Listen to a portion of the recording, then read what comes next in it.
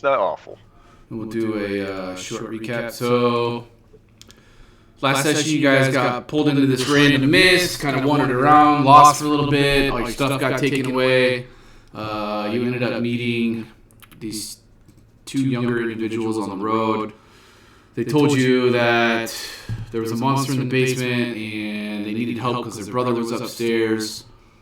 So you guys went into this house. Seems like something's kind of weird or up.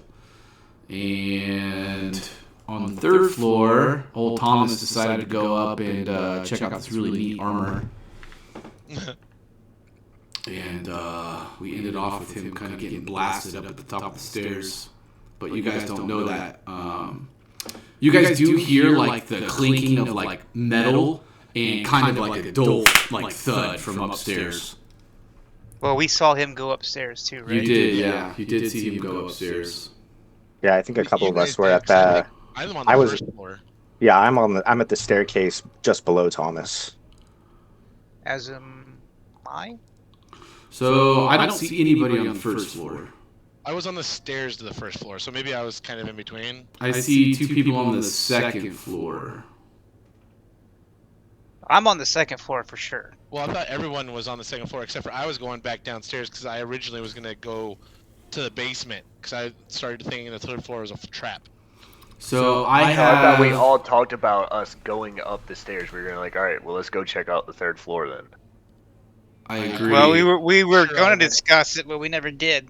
Thomas went, and then I'm Thomas went. He went, and I was just going down myself. We were going on our own volition. I remember Zombie was cooking a dog, and then I don't know if he came back up to the second floor. I know I was at the stairs below Thomas going ready to go up to the third, and somebody else was at the stairs with me as well. I was at the stairs because I was kind of hauling you around, but I was getting ready to go downstairs. So let's see. I gotta remember whose tokens are what. So I believe this is that's you, right? Who's that I just moved? I don't see anything. We're on we're on the cover. Boop.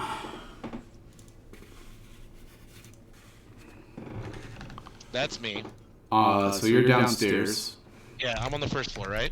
Yeah, you're on the first floor now. Zombie, Vendrier, and for some reason the alt button is making my shit way out. And I remember we were sitting here doing this because I was messing around here. Yeah.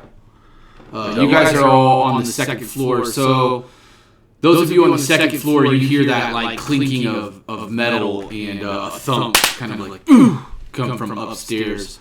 I need Thomas to roll a dexterity saving throw again. Hey. This is going to determine whether or not you are prone.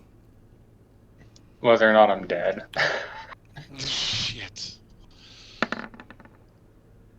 Okay, so as this armor like lifts you up and kind of throws you back towards the stairs, you land and you're able to kind of like slide around and get it like hold your hands out and get a grasp and kind of stand up. So we'll edit this. So you are not prone. Nobody, I need you to roll a perception check, please. Perception. Where the fuck is this thing of yours? So is Thomas just kind of hanging on to like the railing? Or yeah, so imagine yourself with like your hands out in front of you. Well, your hands were out in front of you and you kind of slid with your legs kind of down the stairs. And so you're able to kind of push yourself up off the top stairs, kind of back onto your feet as you're looking up at this really ornate black and gold and red encrusted armor that has now two short swords in his hand, in one in each hand. Gotcha. I rolled my perception. Okay. Nobody. So as you're coming down the stairs, you don't really hear anything going on upstairs, but you do hear against this door right here. Okay. You start to hear growling and like boom! The door kind of shakes and rattles. Boom! the door shakes and rattles as you start to hear barking from back behind the door, and again, something slams into the door and slams into the door as if trying to break it down. So this room is empty aside from everything else that's in there, or were there chairs? I can't. The only thing that you see in this room down here is there is a small dog in the fireplace that is headless and on fire, and it smells like burnt hair throughout the room. So Dinner. this door to this kitchen or this dining hall is still open. Can I run over to that and grab a chair and then slide it up under the handle to this door? I think that door is still open. Yeah, you can certainly try. Let's roll a... That's an interesting one.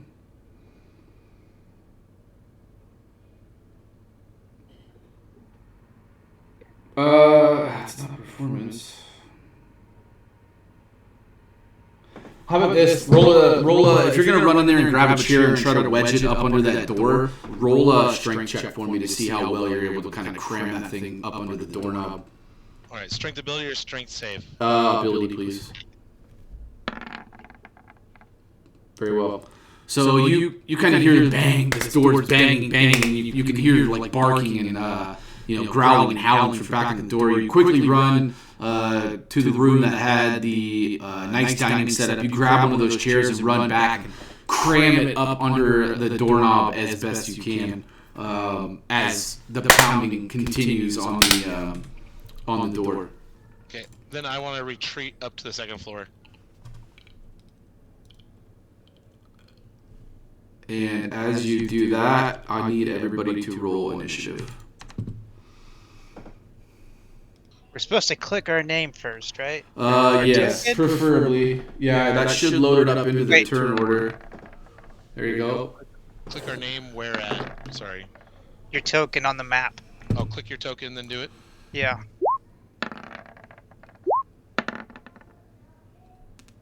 Initiative Although it is dexterity, right? Didn't put us in order. Yeah. I'll put you in Yeah, order. with dexterity, I have a +4. I can put you in order. Fuck, I forget how to do this. Well, I'm glad Thomas got first. He needed it. I am too, actually. I was like, nice. Disengage and run.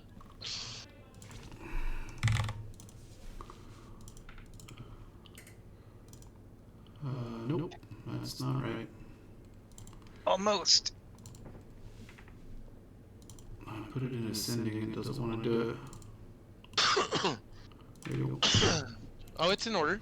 It is now. So Thomas, you are now sort of getting up off of your feet. It is your turn. Oh, you know what? I kind of want some music in the background, but go ahead. So, you guys just hear him say, guys, we got a live suit of armor up here, and I'm not in the mood to fight this by myself. And then he'll throw an Eldritch Bolt at it. Okay, go ahead and make your attack. Music's gonna have to wait. 17 does not hit. So you stand up and you're kind of off balance and you immediately blast out this Eldritch Blast, and the armor kind of sees it coming and sweeps to the side, and it lands and it hits the wall back behind it with a big explosion. Doosh! And the energy kind of sinks into the wall. Is that your turn? He'll stay there, and then he says, after you guys probably heard like that explosion, he says, and if you guys could get up here as soon as possible, that'd be great. Is that the end of your turn? That'll do it, yeah. Very well. Hold on, I'm trying to get this music, a little music. I don't even know if you guys listen to this shit, but I don't care. If you put it on, I like to hear it.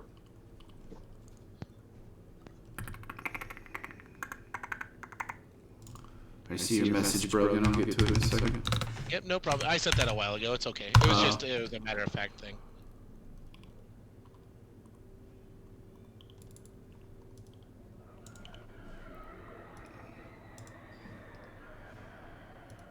All right, zombie, is your turn. All right, I'll yell up at Thomas, say, coming up behind you, and I was gonna run up and not get in front of the thing, but get myself in between the armor and Thomas. Okay. I'd say you're able to. Can I grab your token? I can. I'd say you're able to get up the stairs and kind of squeeze by Thomas after he shoots this Eldritch Blast, and then as you come up the stairs, you see in front of you obviously this ornate plate armor decorated in black and gold, and it's got like red inlaid ruby and stuff on it, and he's holding 2 short swords, and his eyes are kind of glowing in this black abyss in his helmet, glowing red. Oh, I don't want to block the stairway though for other people to come up, I guess, unless I have to. I would say, what's your movement speed? Is 30? 25. I would say you could probably get to the top of the stairs and maybe hug one side or the other. This is a pretty wide stairway. It's probably 10 feet. It's almost 10 feet wide, even though it shows it about 5. But I'm going to say it's 10 because a 5-foot wide staircase isn't really that wide. And Okay, this gotcha. is a big spiraling staircase, so you could probably fit 2 abreast, I would say, at the top of the stairs here. Like I said, I want to get in front of Thomas somehow and in between, if I can. So we'll put you there. I mean, I can't see, but I'll take your word for it. Wait, you can't see? No, The fuck do you mean you can't see? just black. I think you're still technically on the second floor. Yeah, scroll up. Oh, what the hell? All right, that's the end of my turn. That's Yeah, all. do you see yourself now? This is a weird map. So Yeah. No, I got it. The first and second floor are on the bottom, and then the third floor is on up top. Is that your turn? Yep.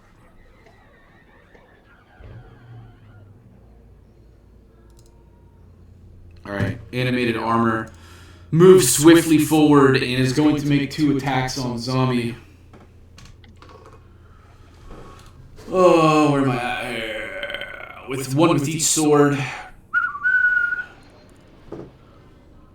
13 plus 4. It's a hit. 17. I think all of our ACs are 10 right now too, right? Because we don't have any armor. That is a three points of slashing damage. Taking it. The second one, I rolled a 19. I'm assuming that's gonna hit That's also a hit. for 4 points of damage. Taking.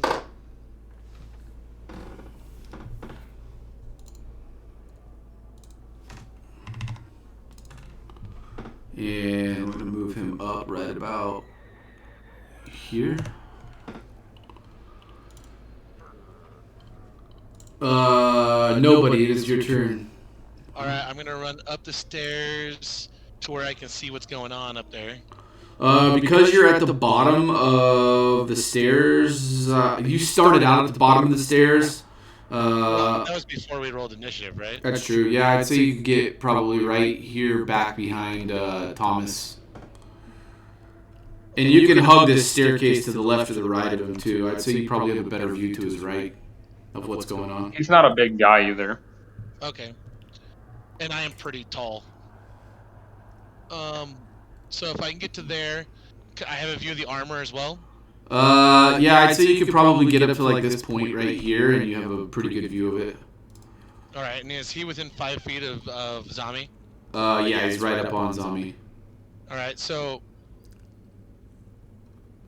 what would my action cost be to have my crossbow out? Because I'm pretty sure it comes off my hip. It's a hand crossbow. It's a free action. All right, so I want to take a shot with the crossbow with sneak attack since he's within 5 feet of Zami.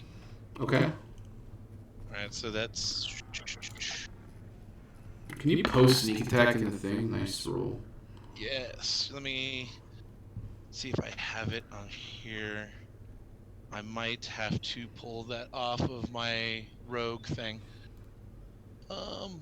Sorry. I was trying to have all this ready and I didn't think about having my rogue thing up. I can pull it up real quick.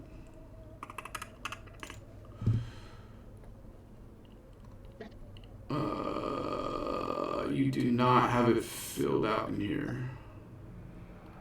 I'm seeing if I can pull it and link it for you guys off of D&D Beyond real quick. I got this. This should take you right to the thing. What the fuck? That should take you right to the page where the table is.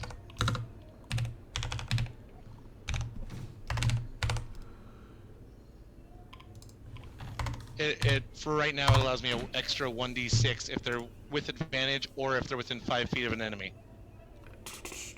Which zombie would be his enemy? Where the fuck is it? I don't see it. Sorry, sneak attack is down a little Oh. farther. Okay, I got you.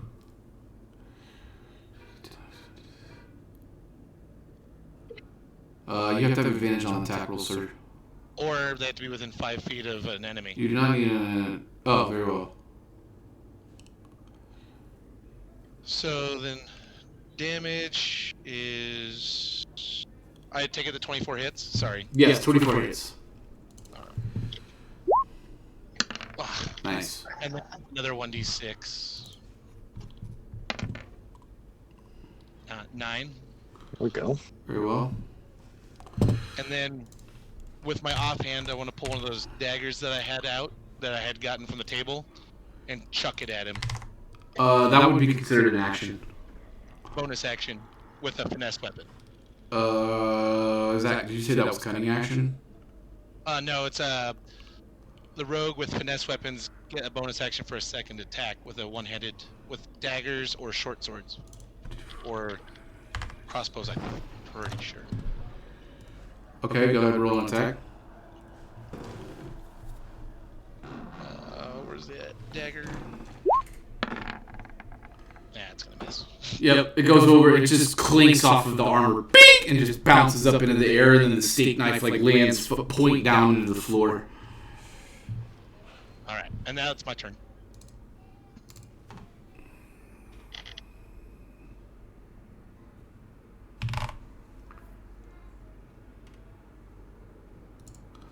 Alright, let's see, Avenger.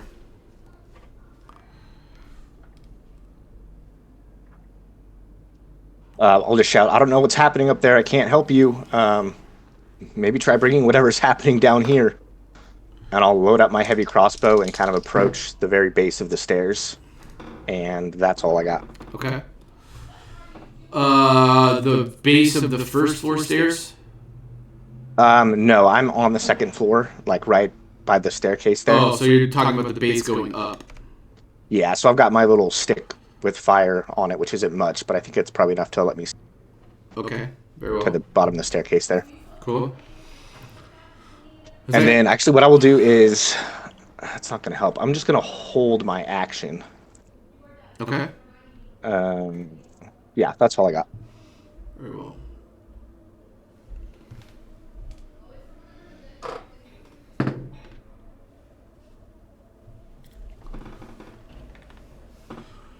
From downstairs, the two of you, Ripley and Venger, you can hear wood splintering, kind of coming, the sound of wood starting to splinter and banging coming up from the first floor. Ripley, Why not? Ripley, your turn. Okay. Can I get up there to where I can just see this suit of armor? Yes, but you're gonna be behind two people. I just need to be able to see it. Within sight. 60 feet from it. Yeah, you're within that range. Alright. That's what I'm going to use. Mind Sliver.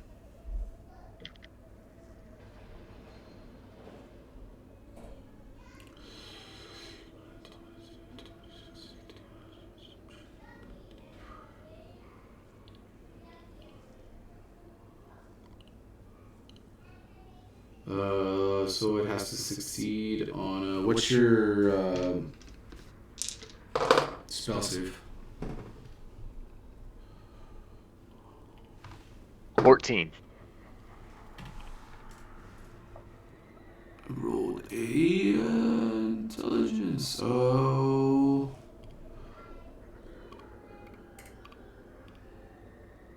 Okay, that hits. Roll damage. Okay. So 1d6. Indeed.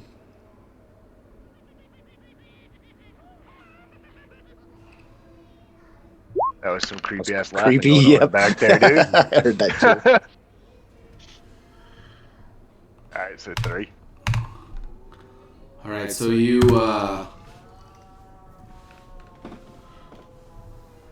kind of let out this like a kind of like a small piece of light, and it like flies kind of into the helmet of this animated armor, and doesn't seem like too much happens. Just kind of gets absorbed into the darkness.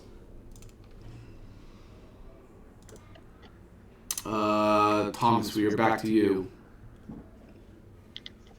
All right, so I would like for him to. He takes a step down to the next step, Okay. So you're taking. and then Yeah, can go ahead. he hear that commotion that's coming from the below us? Like if he tries to pay attention to that. Roll a perception check for me.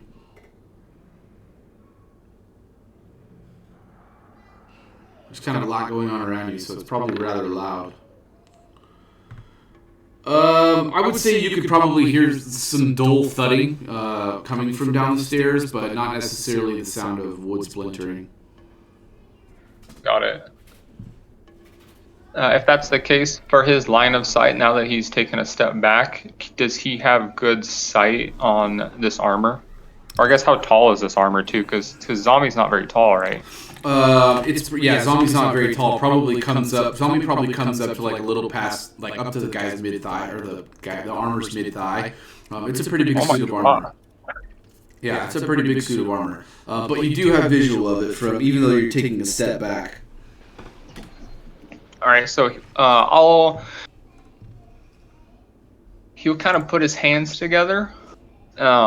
Instead of normally firing off with his left hand, he's gonna bring his right hand over too, and he's gonna kind of put his hands together to where his fingertips are all spread out. Okay. Kind of like you're thinking about stuff, and he's gonna fire another Eldritch Blast off with both hands like that. Okay. Go ahead and roll an attack.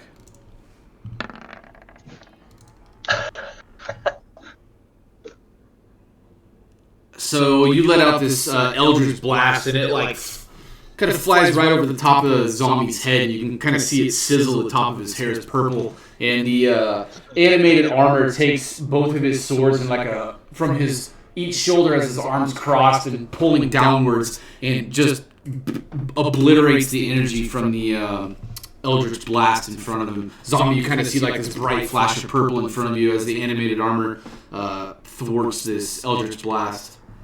That's terrifying. Who's standing right next to me? So you've got nobody standing right next to you. So he'll just I'll look after I shoot that off. I'll look right over at him, and my face is just like completely defeated. Okay. And then that'll end his turn. He's just gonna stay on the stairs right there. But he's kind of trying to pay attention to the commotion down below him. Very That's well. intriguing. Zombie, it is your turn. He's gonna. Wait, is that the end of your turn, Thomas? Sorry. It is, yeah. Okay. Zombie, go ahead. I'm gonna be pissed because he hit me twice and just give out a somewhat of a grunt. Okay. Not a loud grunt. And I'm gonna go into rage. And I'm going to attack with reckless attack. Okay. Just picture that little puppy zombie. Yeah, I'm getting hungry.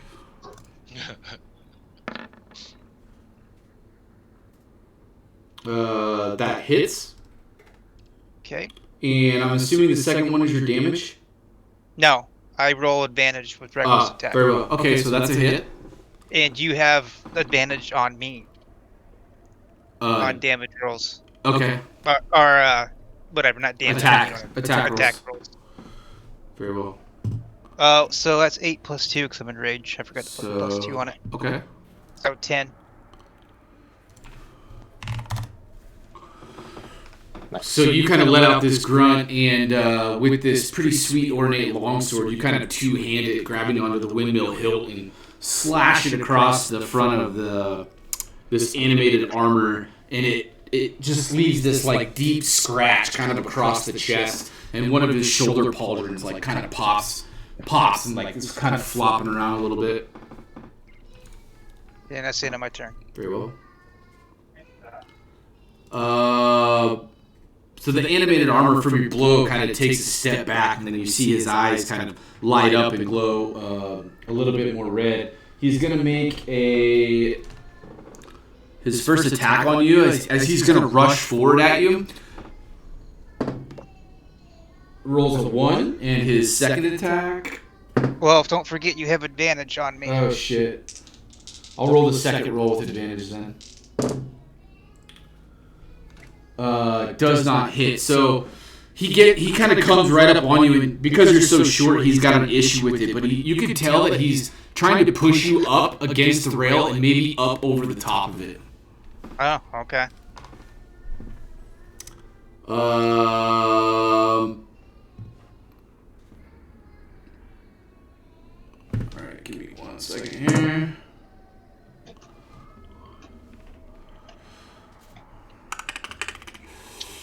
Gotta get used to this shit again. Fumbling with like 10 different screens over there. Yeah, and layers.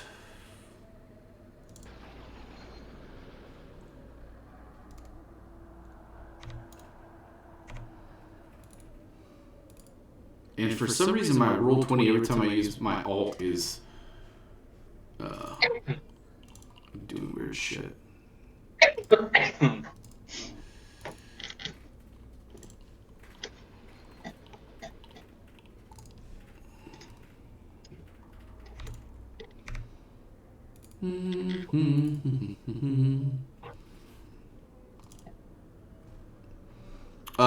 Vendrier, from down the stairs, you hear just an absolute burst of splintering of wood and a very loud thud, and then you hear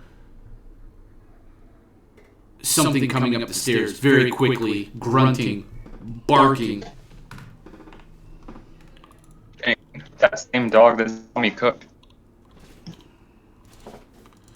Why can't I add turns on these mofos? Cause I'm on the wrong.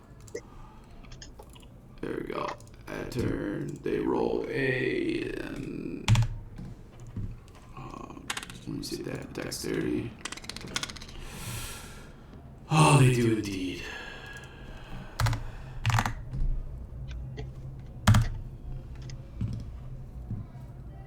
Alright, it is nobody's turn. Alright, so the armor's engaged with Zami against the rail.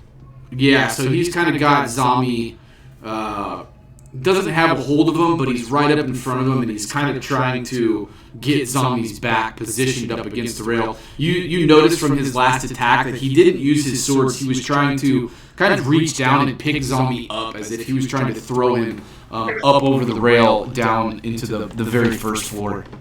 So, are they directly in line with each other to the rail, or is there space to where he could come around Zami on the other side? He could definitely come. He could either come over here. There's plenty of space. I mean, he could go either way. But the way that he looks on the board is pretty much how he is. I mean, I'd say he's right up on him like that, and then trying to push Zami here off the rail so that he goes down.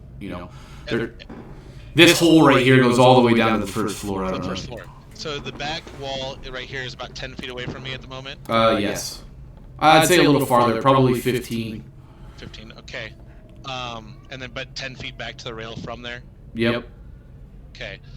So if I were to run by the suit of armor and like kind of smack him on the shoulder on my way by, and then use cunning action disengage as a bonus action?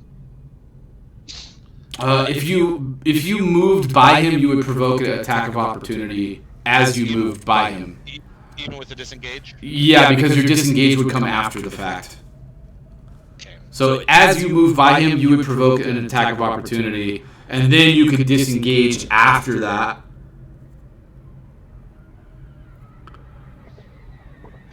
And so his provoked opportunity, that's just That's one attack, right? Not both, because it's a reaction. Yes. All right, I'm gonna go ahead and do that. Okay. To him, kind of like smack him in the shoulder with my hand. Okay, roll an attack. I'm not trying to do any damage here. Like, You said you're doing that with the dagger? actually, yeah, that makes sense. I'll do that with a dagger. Okay.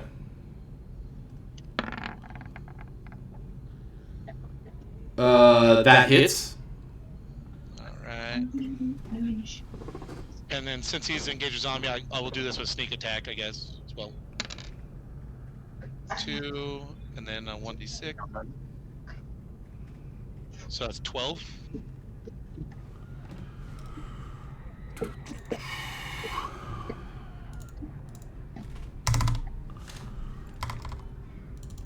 Very well.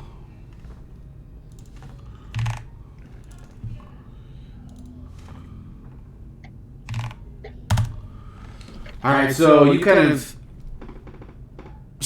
do a sprint by him, and as you do, you try to jam your dagger into any sort of like dark abyss that you can see within the gaps of his armor, and you're able to. And as you do, he kind of rears, lifts up his left arm, and then brings it down on you, doing 6 points of damage to you. Okay. And I need you to roll a strength save, please. Oh, that wanted to be a 20. And as he does, he catches you like right in the right spot on the back of your head, and you poof, see stars immediately, and you drop prone. Well, that's no good. I'm gonna give you this little hunched over guy for prone. Is that the end of your turn? Yep. If I'm prone, that's all I get. Well, I can't use no, I don't think cunning action allows me to get upright again, does it?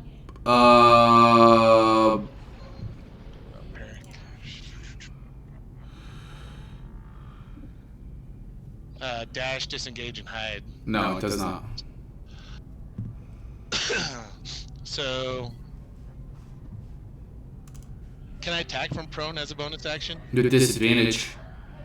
with disadvantage? Yep. Well, I might as well give it a shot. With that same dagger from disadvantage.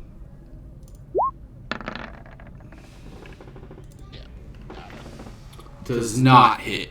So you're still just like you're popped in the head, and you're just kind of trying to do stabby at whatever you can, and there's nothing there. Alright, and that will end my turn. Vendrier, it is your turn. Sure. So can I see? It sounds like he was the suit of armor was trying to push Zombie over the ledge, holding up my little branch that I lit on fire. Can I see any indication, or can I see a suit of armor or anything like that? No, but my position. No, but what you do notice is there are 3 wolves coming up the stairs from down below. Very large, like dire wolves that you saw in the den downstairs. And they're literally already like 5 feet from me, or what? I just pulled them so you could see them because I know your view's restricted, but you can see them coming up the stairs. I kind of know what's coming. Yep. Can I take my little my branch and kind of toss it about 10 feet in front of me? Sure. Like kind of up where the stairs would have been. I think with my Wanderer feature, I've got a good idea of the layout of the room. Can you see that? I put a torch there in front of you. I don't know if you can see it. You did. That's great. Thank you. And then I will get down on a knee with my crossbow ready, holding my action. As soon as I see one of those wolves, I'll let it loose. Very well. Go ahead and roll an attack because it's the wolf's turn. Okay. I don't have the heavy crossbow built in, so I'm just going to roll it off the cuff here. That's fine. Just use your dexterity.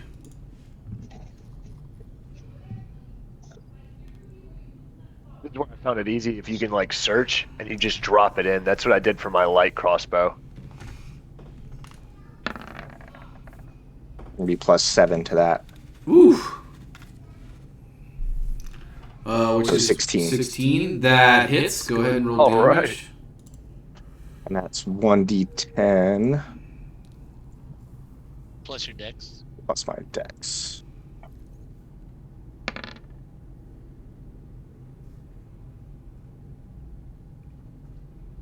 For 7.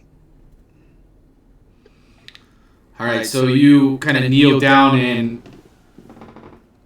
you're peering towards the stairs, and in their torchlight, you see the first direwolf kind of emerge out of the light with his mouth wide open, drooling, and his eyes are just kind of ghostly. You unleash a bolt, and it goes right into his chest and hits him so hard that he kind of stops his forward progression, and does not quite get to you.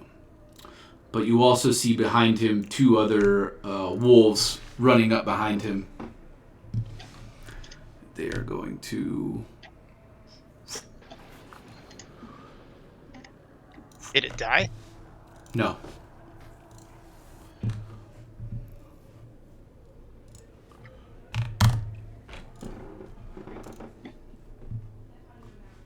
All right. That is the end of their turn. So, Venger, you've kind of now got these 3 wolves just sort of slowing down and circling you as they're snarling. This one's kind of looks like he's making a move to try to maybe block you off from going up the stairs. And DM, can I ask which one did I, for future reference, which one did I hit with that bolt? The one that's right in front of you, I can mark him red. Center one. Okay, cool. Thank you. Yes, sir. Is that the end of your turn? I will shout out. It wasn't even your turn, sorry. But you can shout, go ahead. That's okay. I'll shout out. I got wolves down here. And that'll be my turn. Ripley, it is your turn. Oh, hey, I'm gonna go down and try to help him out since I'm the one at the bottom of the stairs already. I'm already at the back, so I'm gonna head down and try to help him out. Okay, I see. I'd say you'd be able to kind of hear the commotion down there and the howling, especially after the bolt hit that wolf and he kind of let out like a howl, and you peer over your shoulder like, oh shit, Venger's down there. So right, I'm gonna say like Venger's got some issues downstairs. He's got some wolf problems. I'm gonna go help. Oh fuck me, I got a double drag your token. Sorry. It's alright. And I will rotate you as... God, that's so annoying the way my Roll20 flashes. Okay, there you go. So you come down the stairs and you can see Venger is kind of like down on one knee with his heavy crossbow raised. The wolf right in front of him has a bolt sticking out of his chest, and it's kind of just oozing like this black tar from his chest, and there's kind of wisps of like black smoke coming out of this wolf. And they seem like they're trying to kind of like, as a pack, herd him into a corner. Okay, I'm going to cast Magic Missile. Okay. At the one I can tell has the bolt sticking out of it. Very well. All 3 darts? Yeah, all 3 of them. Go ahead and roll damage. I don't believe you have to roll an attack for that. Nope, I do not. I'm trying to find it. There it is. I see 2d4. Are you casting at 2nd level? I just clicked the button. I'm not sure. I don't think I did it right. Yeah, I don't think so. So you should be rolling a d4 for each dart. So I can take a 3 and a 3. Oh, so each time I click it, it's a new D. I think, does each one get its own damage? Yes.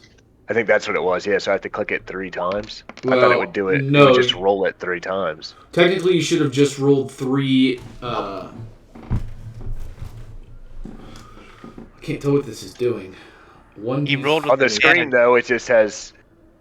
he rolled with advantage somehow. Oh, is that what's happened? Do you have your advantage I'm on button normal. clicked? Nope. Okay, It's on normal. that's fine. I can still see the roll. So your first one does 4, your second one does 3, and your last one does 4, correct? Yeah. Very well. I don't know how it says it's rolling with advantage, but on the screen it looks like it just rolled normal. Well, you're rolling 2 dice. It's rolling 2 dice, which is weird. But in the chat, it's not actually adding them together. Nope. Which is fine. So I don't know why it's doing that, but anyway.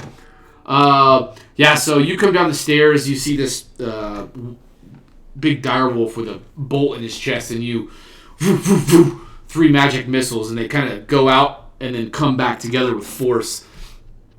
And the wolf just drops and immediately turns into like this black tarish goo, and the floor seems to suck it up the goo until there's just nothing left. Oh, that's great. That's great. Great. Is that the end of your turn? Yes, that is the end of my turn. Thomas. Actually, So sorry. Go ahead. Before I completely end my turn, can I yell up there? These aren't normal wolves. You can. Yeah, that's why I'm gonna yell up the stairs and be like, "Hey guys, these aren't just normal wolves down here."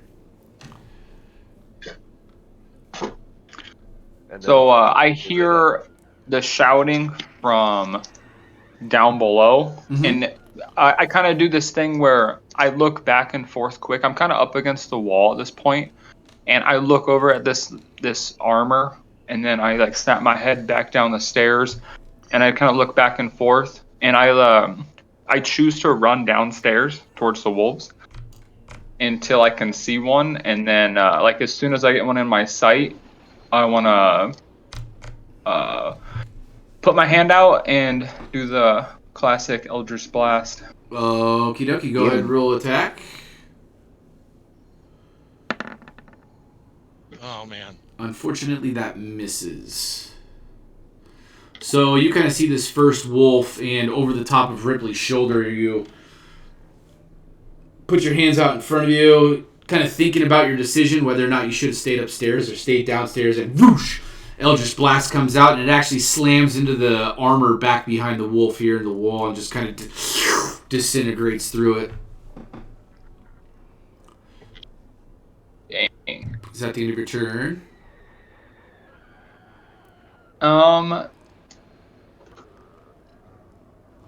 With the rest of his movement, if he can get by Ripley, am I able to from where I'm at?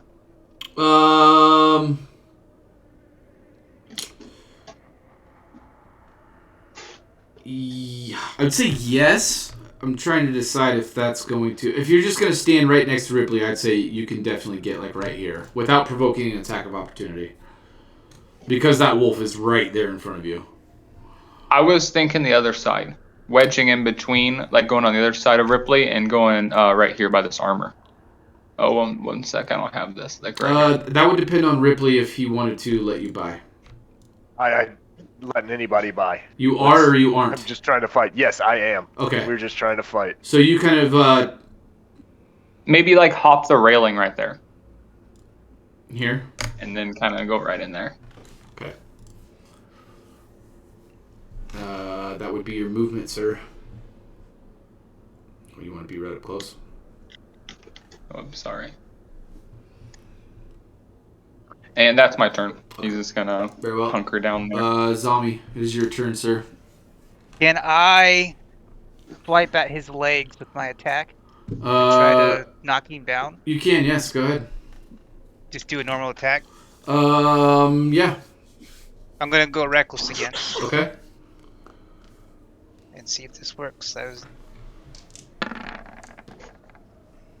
Ooh. did work. That just hits. Nice.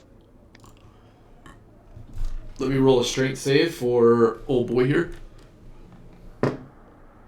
Oh, I rolled a natural 20, dude. Go ahead and roll damage. That's correct, the 14. Good hit. Ooh, that would take you to... Alright, so you kind of just do this like sweeping strike very low and try to swipe out his legs.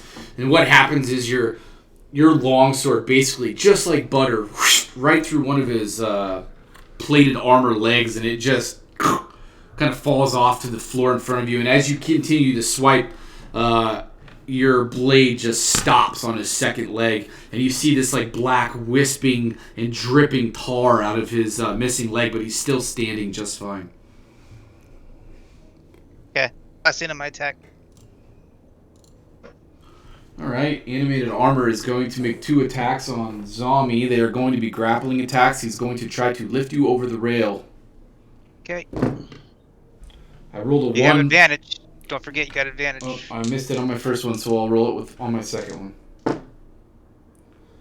And I rolled an 18. That's it. Okay, I need you to...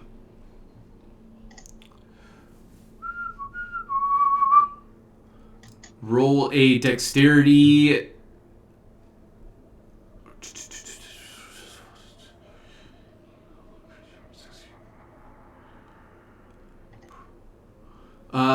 you can make an acrobatics or a dexterity check, whichever is better. They're both the same. Oops, I rolled with advantage, sorry. Okay, that's fine. Neither one of those is successful. So he comes up on you and literally picks you up and just zoop chucks you over the railing. And you're falling, and you're kind of trying to get yourself in a position where you can fall correctly without doing too much damage, and you fail to before you splat on the first floor. I need you to roll 2d6.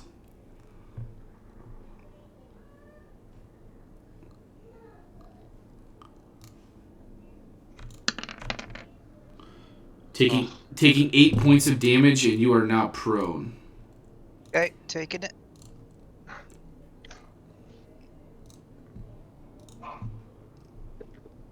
Tommy, do you have... You were raging before, right? Yeah, but I don't have resistance to that. Well, would you consider that bludgeoning? Yes, that is bludgeoning damage. Oh, then I would take half of that. Very well. So I'm going to put 4 points back on. Good call, I forgot. I thought about it, but I didn't Just wanted to really check. know. I didn't know if that would apply to like falling damage, since it's not really attack damage; it's falling damage. Well, it's up to you. I have resistance to bludgeoning, piercing, and slashing. I feel like that's for an attack and not a fall. Alright, well then I'll take 4 points off. But it is bludgeoning damage. Let's say in this instance it does not apply to your resistances, since it's a fall and you failed the saving throw. Okay. Took all the damage. Ouchie.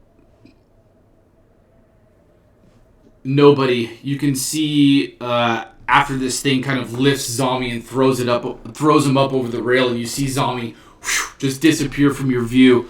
The armor with one leg, this tar kind of spilling and wisping out of its missing leg, turns and starts to focus on you. And it is your turn. So, I would like to stand up. Okay. And I think that's my base action, correct? It is. Alright. So, I'm going to stand up, and is there an avenue for me to get by on this side without provoking an attack against the wall? No, there's not. So he's facing me, huh? Yes.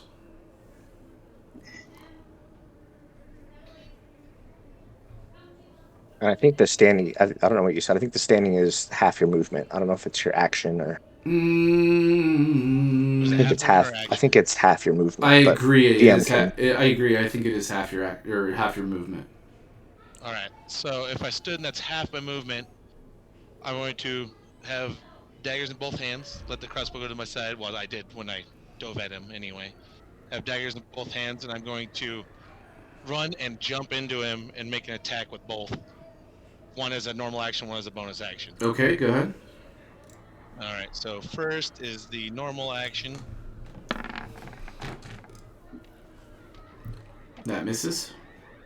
Alright, and then the second is the bonus action. That'll hit. Alright. I can't remember. Do you have disadvantage with an offhand?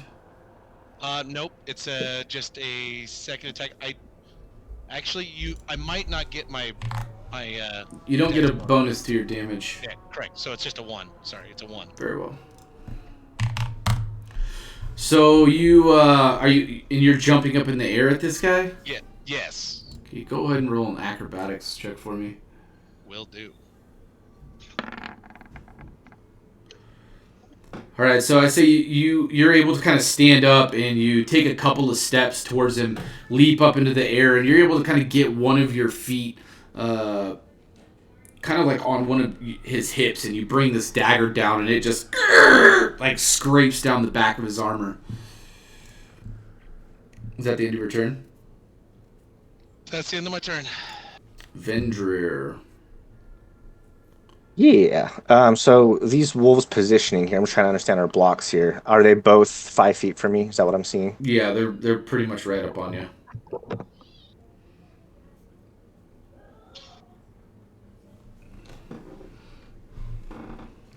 I am going to unload my heavy crossbow at this one. Very well. I'd be a little bit disadvantaged if they're within 5 feet of me, though. Yes. So I'm just going to roll 2d20 to start here.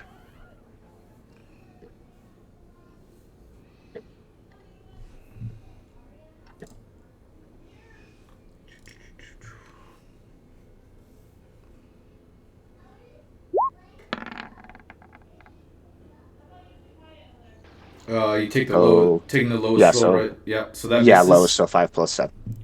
Oh. I have to use a calculator because I'm dumb shit. Okay. That does miss. So you kind of get another bolt in your heavy crossbow. You get it cranked back. Turn your gaze towards the this wolf to your right. Oh no, to your left. I'm sorry, and let a bolt loose, and it whizzes over the top of his head and into the nice wooden door behind you here, the library door, sticking out of it. And when it hits the door, you can kind of see this like black tar start to drip down the front of the door. Ooh, freaky. Okay. I'm just going to kind of brace myself because I know there's an offensive coming, and that's my turn. There is indeed. So this wolf is going to do a bite attack on you.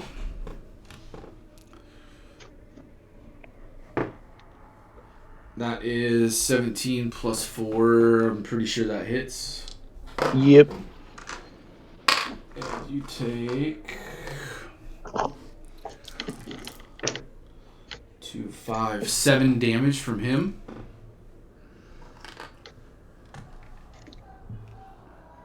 Okay.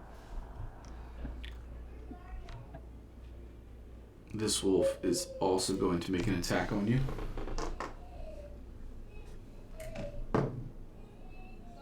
And I rolled a natural 1. So he misses. Yay. Give me 1 second. I think my daughter's crying. So give me two seconds. Okay. Hey, do you guys, while we're taking a little bit of a break, do you guys remember where, so talking about sorcery points, where that's at in the book? It's in the class.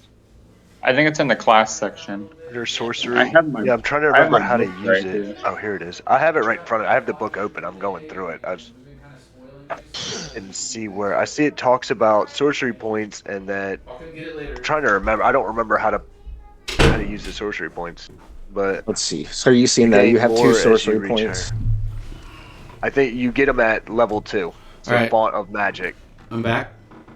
Okay. Boop, boop. Ripley, it is your turn.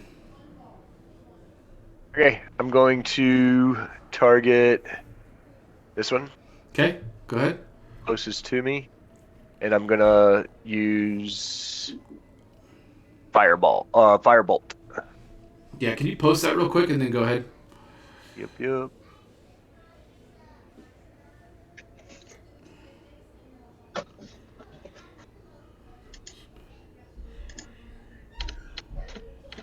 Okay, go ahead.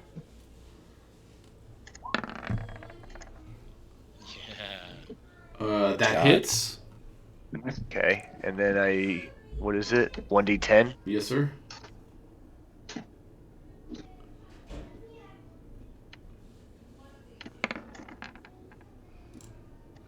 Of course, garbage. All right. So you watch Vendrir lean down, loose another bolt, or he's always on one knee, looses another bolt, goes back into the door. Right after that, actually, I think I got this fucked up because it was the wolf's turn. Anyways, you let go of a firebolt, and it just kind of zings over the wolf's head and dissipates into the dark in the back of the room. I thought I hit Oh, you did. 22. My bad. So the firebolt reappears and then does a loop, and it comes back and crashes into the wolf. And you see this like sizzling of like hot tar on the back of the wolf's back as the hair burns. My bad. I was in La La Land there for a second after taking a break because I was super in the zone, and then I thought I heard my daughter crying. Anyway, is that the end of your turn? That is the end of my turn. Thomas. All right, so as that's going on, he's going to. Are these suits of armor the one that I'm kind of right behind? Do they look like the same ones that were on the? Well, actually, it was this floor, huh? That I tried to grab one of those and it was really heavy. The spears, yes.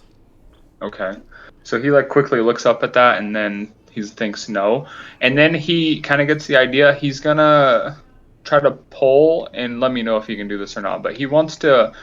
I'm gonna wedge myself up in between the wall and the back of the armor and try to push the armor over on top of this wolf in front of me. Okay, go ahead and roll a strength check for me.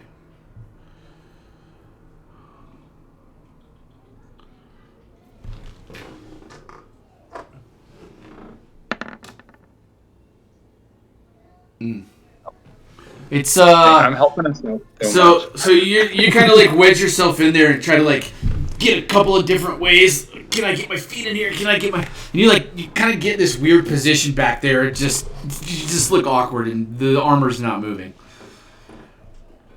So then he just he kind of panics, and then he yells upstairs, and I say, "How's everything going up there with that armor?" And then I'll end my turn. Okay. Zombie, it is your turn. You are on the first floor and prone. Yeah, I don't know. What do I got to do to be unprone? I don't remember. So you can stand up, and that takes half your movement speed. Okay. Well, I'll stand up and start going back upstairs slowly. Okay. And Picture him all pissed off, like Grumpy walking his ass back up the stairs. Yeah. Yeah. I'm hurting. I'm definitely hurting.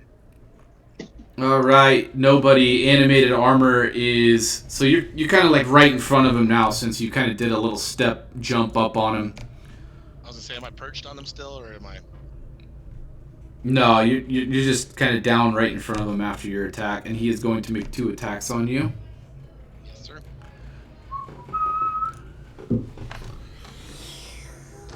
I'm just going to roll 2d20 at the same time. 17 plus 4, 18 plus 4. Well, they both hit. Okay, I see how to do it. So, I'll go 8. Oh, shit.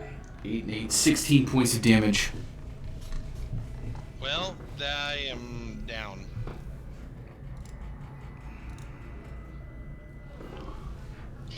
Luckily, it's not double my life, so I'm just down. So, this armor takes one swipe across your chest and just opens you up across the chest. The second one is intended to take your head clean off, but as you're falling, he kind of just clocks you upside the head with the hilt of his second sword, and you succumb to blackness. I'm going to put a red X on you just so... Well, you're not dead. See if I can find something else suitable. How about a broken heart? Broken. Yeah, That's suitable. that's perfect. And then it's my turn, so I get to go ahead and do a death saving throw. That's brutal. Yes, make a death saving throw, please. All right, I'm rolling. What is that? Constitution? It's just a D20, and that's it.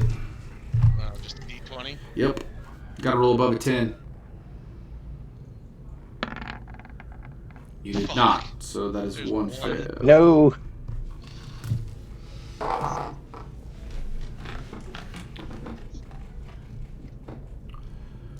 Vendrier.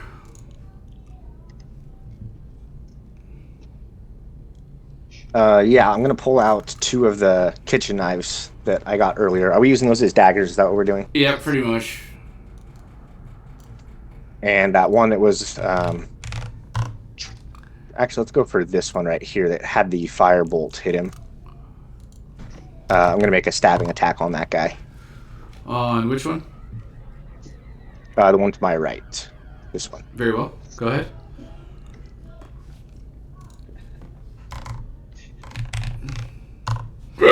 Oh, shit.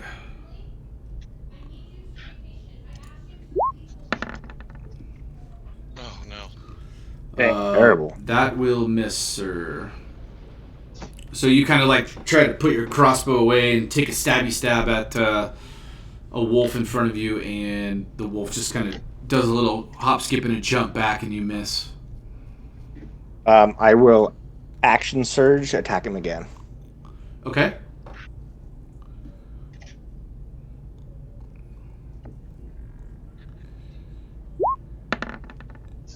Jesus.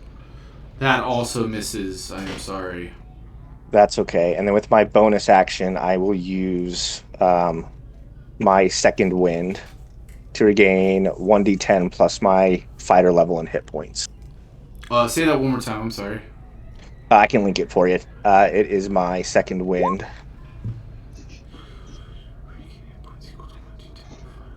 Very well. Go ahead and roll 1d10 plus 2.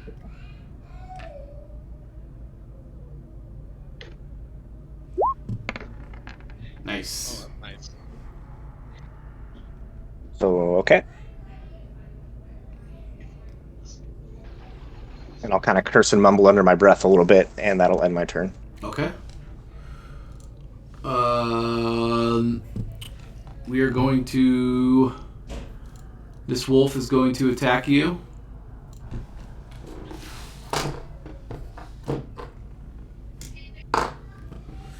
Bring this up real quick.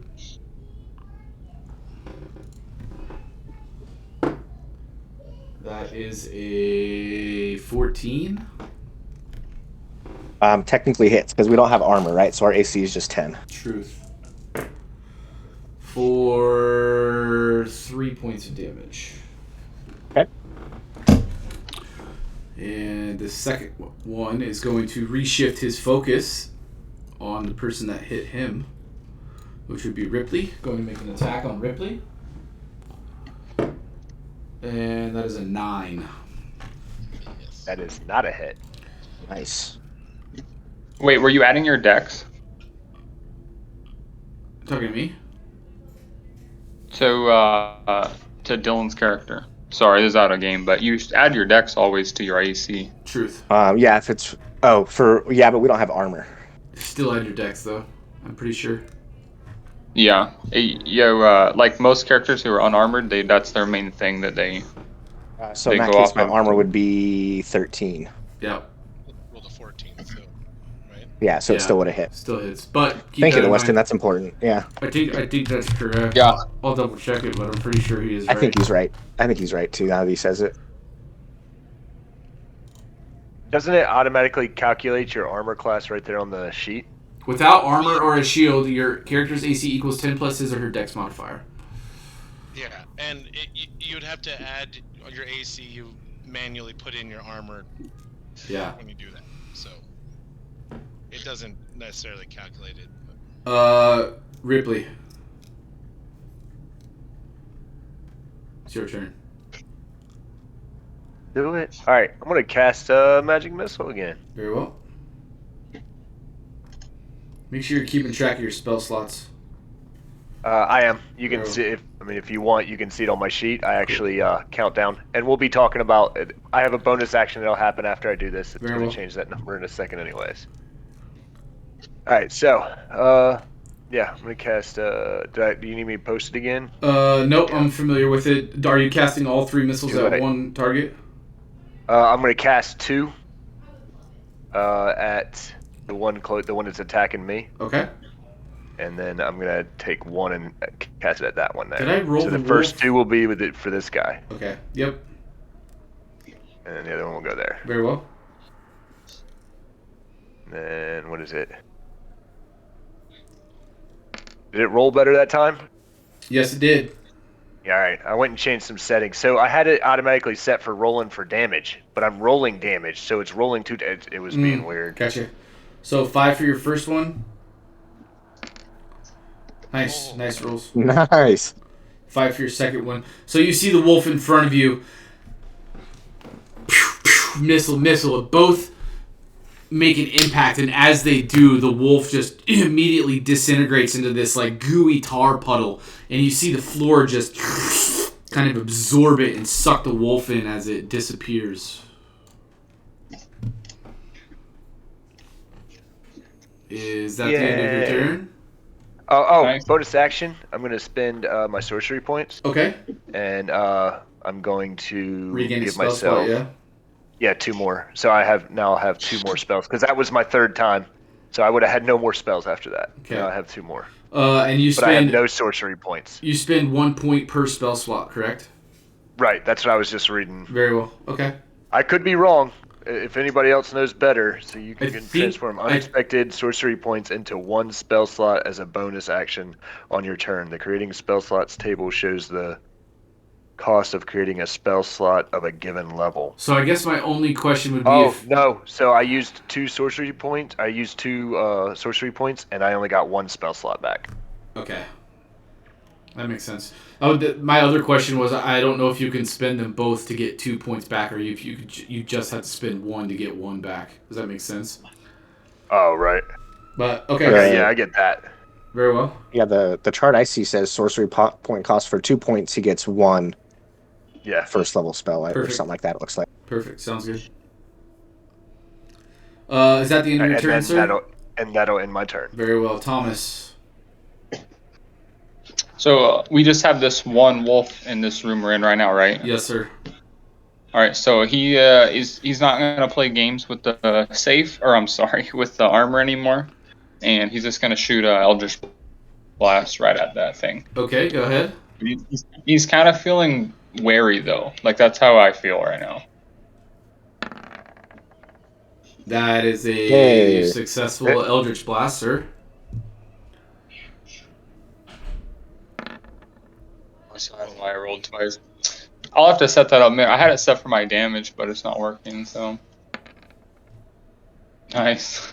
Don't you have a modifier for that too? That's 4 damage. Okay. So you finally let out an Eldritch Blast, and you're kind of playing with this purple bolt that you've been fucking with, and you haven't really hit anything yet. So you finally like, all right, let one go, and makes impact with this wolf. And you kind of see as it hits the side of the wolf, and the wolf kind of skirts to the side. You can see the hole where it hit, and this black tar oozes and kind of swallows up the energy from the Eldritch Blast. Dang. Is that the end of your turn? So just from his viewpoint, did it look like it damaged the thing, or does it look like it just absorbed what he did? There definitely appears to be like some sort of like a tarry kind of hole on the side of the wolf. It's not fur anymore. It's just kind of like this black ooze that's kind of wisping, like little tendrils of black something or other. So you would say, yeah, it kind of looks like maybe it did some damage. Okay. Well, he's gonna actually use some movement, Okay. and he's gonna come out from behind this armor, and he's just gonna move right over here to this side of the room, Very well. kind of like right in front of this next staircase. Okay. And that's my turn. Very well. Zami. Keep going up the stairs. As far as I can go. 25. That would probably put you maybe if you want to go all the way, probably halfway up the second flight.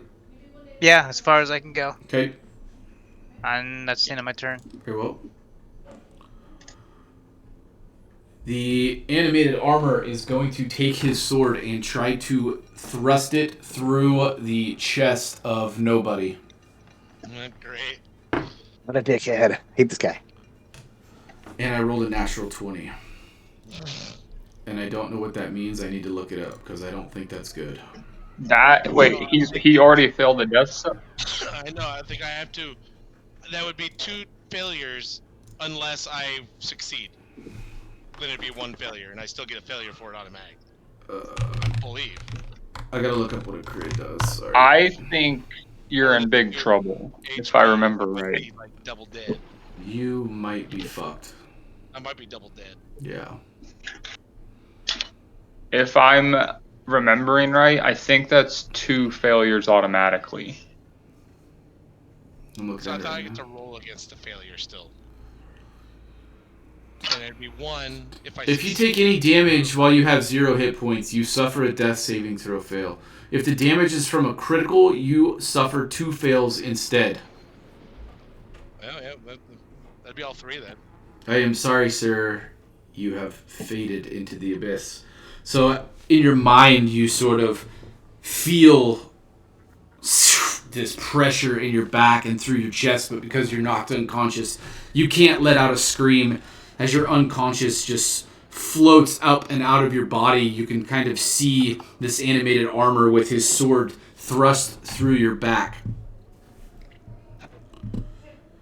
As your conscious sort of just floats to this seemingly... Well, we'll talk about that later. Actually, we'll talk about it right now because it's your turn. Give me 1 sec.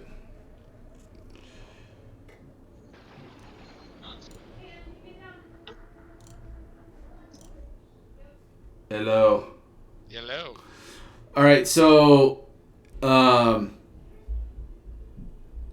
as you're unconscious and kind of float into this realm of like the dead and leave your body, you are able to kind of see the whole of what you guys are actually trapped in within, like this death house, basically. You know, you can hear the screams coming from below you. You can hear the just this constant flow of like tar through the walls. I would say there is an opportunity for them if they so choose to and are able to. I'll have to look up the rules on character death because I've never had a fucking character actually die in one of my campaigns. I think you can be revived, but it has to be within a specific time frame. So if you want to spend some time... Oh my god, I gotta go deal with the girls. If you want to look that up, there is a way to resurrect you. I'm just not 100% on it. I'd have to look it up. Okay. But I'm gonna pop back and then let these guys know I gotta go deal with the girls real quick. Okay, no. We're gonna wake up. All right. Oh, this is a dream. I'll be right back, guys. I gotta go deal with the girls real quick. Okay, I'm gonna smoke a bowl then. And I'm gonna go to the bathroom. I'm just gonna sit here. Dude, I'm telling you, I already have it packed and everything. Like I'm already ready to go. Ready to rip. Literally. Damn Dude, potheads. you damn potheads. Let me tell you right now, pot and D&D is fucking amazing. I love it. I just have tea. Green tea. Actually, I don't. I need to go get some. I'm gonna do that. So, I don't drink it. Michelle drinks that shit. I hate green tea. Now, what I do love is apple tea. Did I send you those pictures of that shit? I gotta send it to you, I think.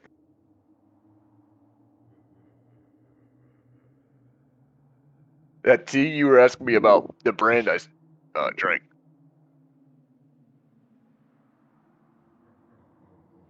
Am I talking to myself?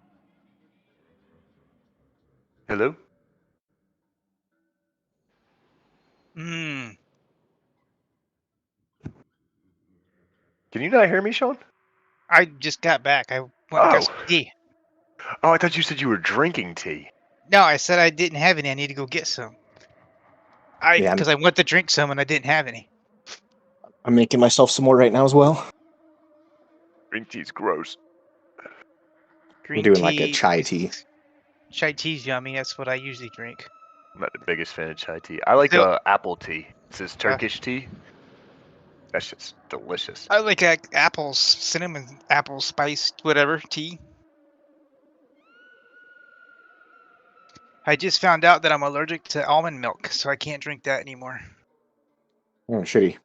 The Well, last I'm sure your ovaries will be upset. I drink coconut milk now, but I noticed that the last couple of times I was drinking tea, like my throat would swell up, and I was, it was like it was closing up, and I'm like, what the fuck, It would bother me all day. So I drank tea without almond milk, and it didn't happen. So I was like, oh. So then I tried it again, and then my throat swelled up with the almond milk. It's crazy. So can't do You're that. lactose intolerant, aren't you? Yeah, that's why I drink almond milk. Yeah. Well, now I drink coconut milk. Coconut milk's okay, and it tastes better.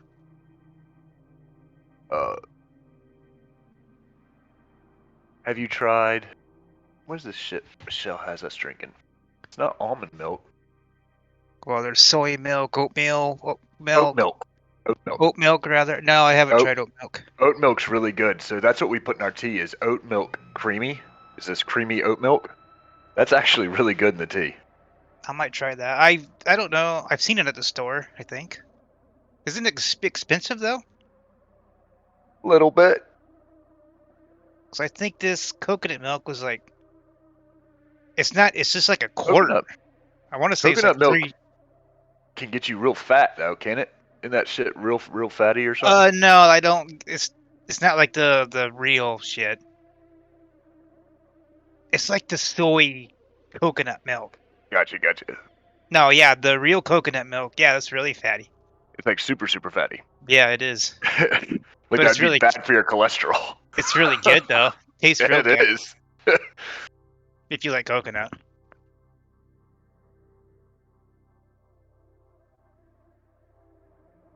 Yeah, when I was a kid, I used to just get a coconut and crack it open and sit there and eat it with a spoon.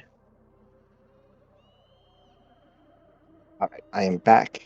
You ready to go? Freezing my ass off in here, man. Okay, so What is it there? you I guys saw hear a me? news article. Y'all are supposed to be like 40 or 30 degrees lower than normal It's pretty fucking cold. in Idaho. It's Uh, cold here. We're getting down to 21 tonight. We ain't been that low in fucking while. you guys We've been downstairs like can that hear. single digits. Can you guys hear me? Yeah. Yep. Yeah. Those of you who are downstairs can start hearing the like do do do. Well, actually, it's more like a hop of this. Sounds like the armor is starting to work its way downstairs on its one leg. So it's like do do.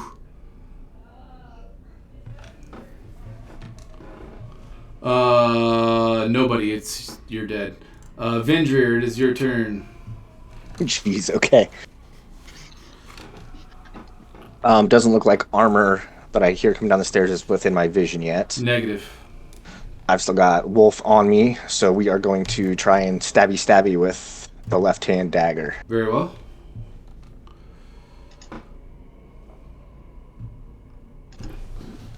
I'm gonna program this in so I don't have to click on shit every time. Ooh, nice roll. That hits. All right, and that's 1d4.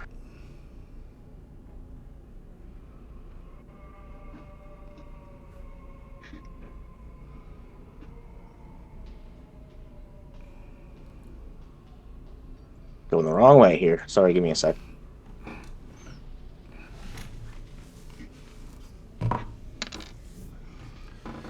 Nice. So you kind of do this kind of juke and jump forward with his steak knife and try to like slash it.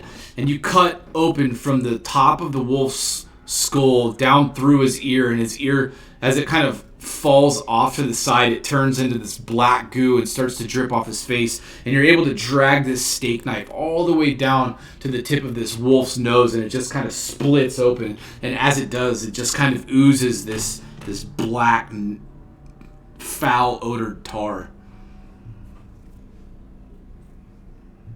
Oh, and I quickly hop to my feet and get my heavy crossbow back in arms and kind of just turn and face the stairs. And I'll use my movement to back up a little bit here if I can. You don't have a bonus action, do you?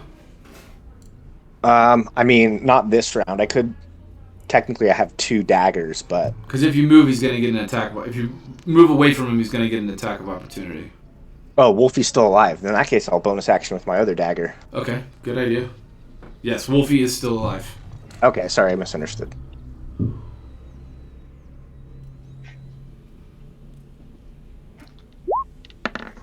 Oh, actually, I think that hits.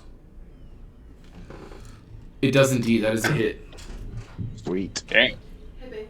Yeah. Do you want that pizza or do you want me to put it in the fridge? You can put it in the fridge. Thank you. Love you. And this is just a straight D4 Oof. since it's offhand. And as you drag this, your right-handed dagger down his face, you kind of give a little jab with your second one, and it goes into his side, and you pull it out, and there's no blade left on it. Oh, that's fucked up. I just dropped the handle of the knife, and that'll be my turn. Okay. Wolfie is going to make an attack on you, sir. Yep. I rolled a 1. Thank you. That misses. So he, That'll make up for the 20 that this armor suit does to me in a little bit. Ripley.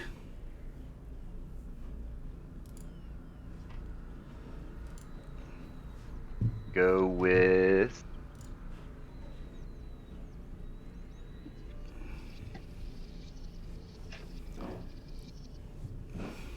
Yeah, we'll go with Firebolt.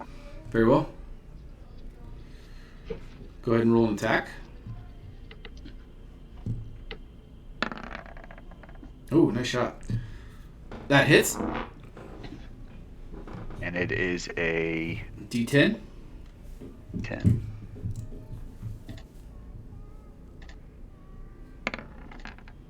Nice shot. So you see Venger kind of lay waste to this wolf's face, and as he's doing that, you also see him pull his dagger out, and there's just no dagger left. As he's doing that, firebolt smashes into the wolf, and as it does, the wolf turns into like this mass of tar and also lights on fire. And as the ground is sucking the tar, the fire is also kind of sucked into the wood, and a fire starts on this floor right here. Oh! I can see. Oh, shit, wait. Oh, I don't have a fire dynamic. That sucks. You can move that the branch from earlier if you want for now. Yeah, so I'll just drag a couple of these out here, and we'll say that this little area right here is on fire. I'm going to drag this wolfie out of here, though. Motherfucker, give me the wolf. Somebody is screaming in pain. Somebody is, you're right. It is not nobody. And after Ripley's firebolt, I'll kind of look at him and nod because he saved my bacon. Gotcha. Alright, so I'm gonna there's kind shoot of 2 this little finger guns at you. kind of this small fire going in the middle of this room now as the black tar.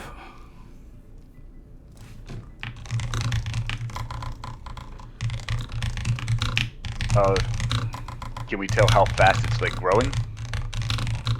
Like, is this like urgent? Like, is it spreading very quickly? Not really. It's just kind of smoldering, not really doing anything too quick right now. Okay. And we can hear that other guy coming. We hear the suit of armor kind of coming down the stairs. Yes. Cool. Who is this? And who is this that's right beside me? Zombie? Zombie kind of snuck by you. I think he's hell-bent on going up and facing the armor. Wait, am I? Oh, I'm past the second floor? No, you're on the second floor. going up towards the 3rd floor right now. And I'm not able to see the armor from where I'm at. Negative. Okay, so the armor is not going to come at me first. Not that Yes. you're aware of. I think Zombie was thinking his last turn he was still making his way to the 2nd floor. Is that Yeah, right? that's No. what I Okay. No, so you were able to get up 2nd floor and start working your way up 3rd floor. So you're about a quarter of the way up the stairs to the 3rd floor right now, as far as you're able to make it. Well, Yeah, you're closer to this armor than I am. yeah, that's what I was at. Okay, that's what I'm trying to understand. Very well, Thomas. It is your turn.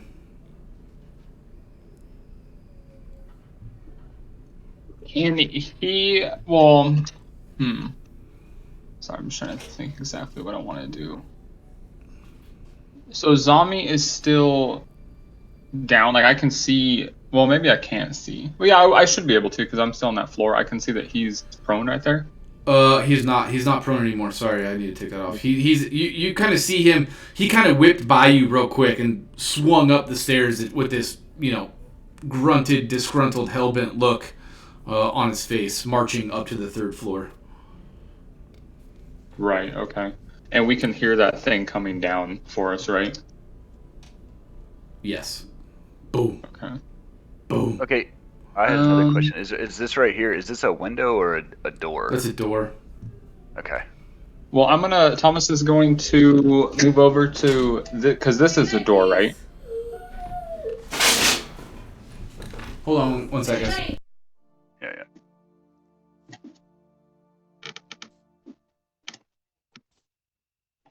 Sorry, I wasn't trying to cut in front of you, Thomas. My bad, man. I was trying to figure out if that was a door or window. Couldn't remember. No, I don't care.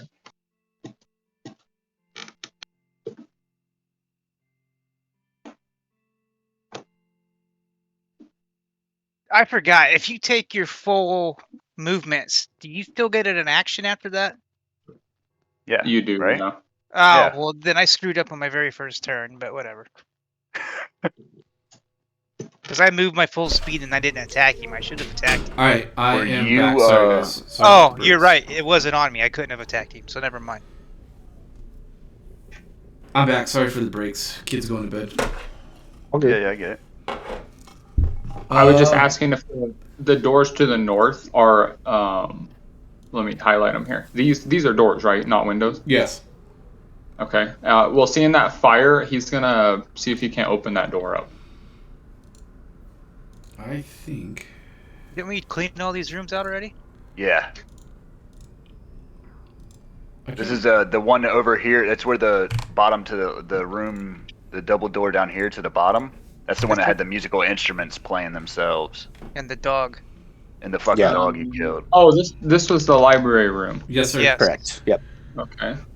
Well, yeah, Thomas, he'll run in there, so I'll use all my movement speed. And then when he analyzed, I know somebody already asked this, so I apologize, but when we analyzed that fire, how big did it look? The one here in the middle. That the dog's tar created, yeah. Yeah, so once the tar kind of got seeped into the floor, it just kind of spread across the surface of the wood, but it doesn't look like it's really spreading. I'd say the flames are probably 3-4 inches high. They're not really fading out, but they're not really getting bigger at the moment. Okay.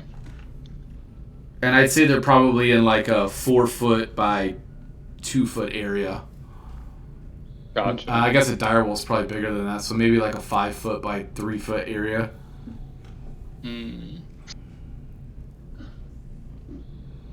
All right, well, he's going to run into this next room, and he wants to start grabbing this chair. Okay. And just like start sliding this chair in towards that room, towards the fire. Roll a Is his strength. goal. Roll a strength check for me.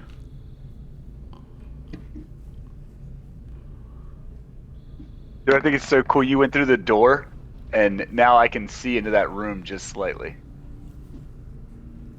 Yeah, same. Okay, yeah, you're able to, well, how much movement did you take to get in there? I'd say 5, 10, 15, so 15 feet. What's your movement at? It's 30. So I'd say you're able to get the chair probably to like right here if you wanted to. Okay, cool. Yeah, and I'll be pushing the chair in front of me, Okay. and I'm gonna have my eyes up, so I'm gonna have the back of the chair closer to the fire, and then his eyes are going to be just looking at the staircase, Okay. just waiting for something to come down. And that's my turn. There we go. Did that change your lighting when I did that? Yeah. Oh, you're good. Okay. Okay. So that's the end of your turn. Correct. Let me see if I can pull. Give me a second.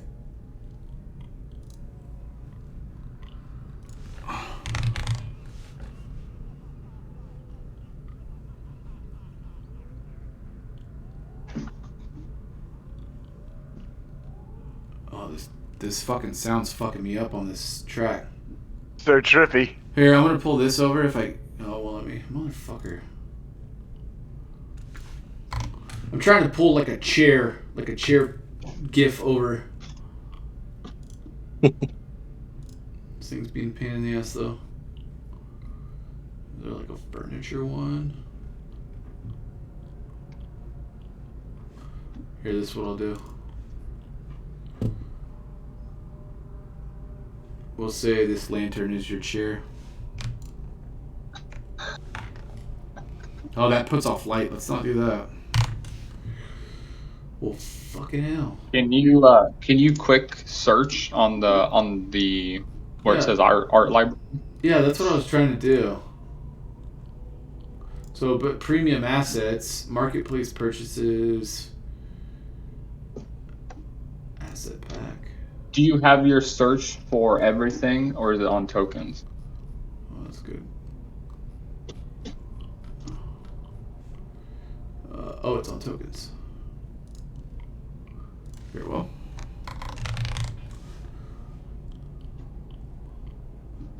All I have is a fucking bed. Okay, use a bed. Check the. Sorry to pause everything, but unclick the one that says from the web. Ah, here we go. Yep. Do. Image not available. Sweet. Here's your chair. It's not available. Chair's not available. Okay, is that the end of your turn? Correct. Zombie. Can I see him? Not right now, you cannot. But I can hear him coming down the stairs. Yes, sir. And this is Ripley behind me. Yes. I'm gonna turn around to Ripley and be like, "Hey, let's have him come down to us." And then I want to move into the room. Into what room? Well, the floor. My bad. Second down floor. here? I want to go back down to the second floor. Okay. And maybe like right there. Okay. Because is this railing right here? Your lighting doesn't seem to be. There seems to be no railing there. Yeah, there is no railing there.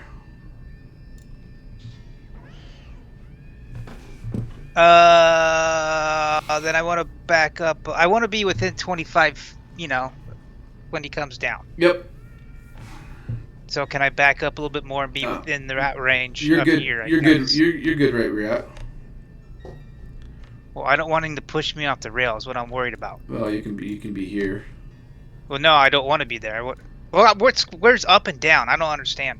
Oh, you have. Is this going upstairs? Is that going downstairs? That's going down. So darker shaded is going down, lighter shaded is going up. All right, that's fine. And that's the end of my turn. Okay. Can I hold my turn if he gets within range? I can hit him. Sure can. Well, I want to do that. But he's gonna hit Ripley first. Ripley's gonna be the first person he encounters. Okay, well then I guess it doesn't matter, huh? Yeah. Okay. Well then, end of my turn.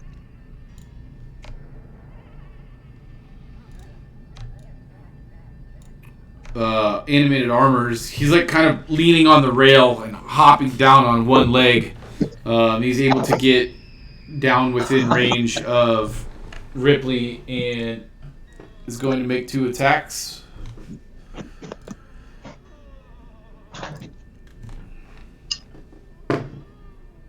fast does the damn thing move? 4 plus. That's not gonna hit. Second one's definitely gonna hit. 19 plus 4 for 8 damage.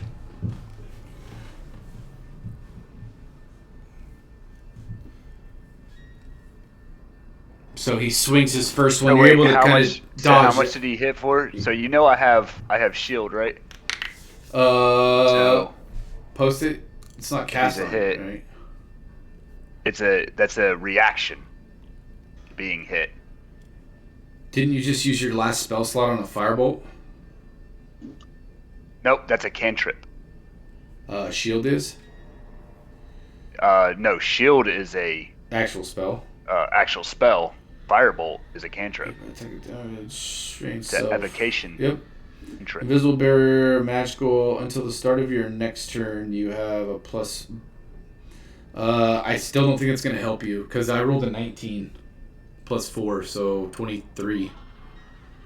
Yep. Nope, that's not gonna help me. Yeah. So okay. So- So I was wondering, like, Well, so does here's that mean a- I have to use it now because I asked, or I'm not completely sure how that works. You asked, so next time, just know that you can use it as a reaction. But for this instance, we'll say you still have that available. Okay. Because even if you used it, you're still fucked anyway. Yeah, I'm still gonna die. Die, but- So yeah, first one you're able to duck out of the way, and then the second one he kind of sticks and it goes into your ribs a little bit, and he pulls it back out. That is the end of his turn. How much damage? 8. Sorry. 8. Vendrier. Yeah, so on my map, he's like just coming into my sight. Is that about right? Yep, he's just coming down the stairs. He's pretty much right in front of Ripley at this point. Ripley looks like he just took a little bit of a shock. I am going to raise my heavy crossbow and shoot him. Okay.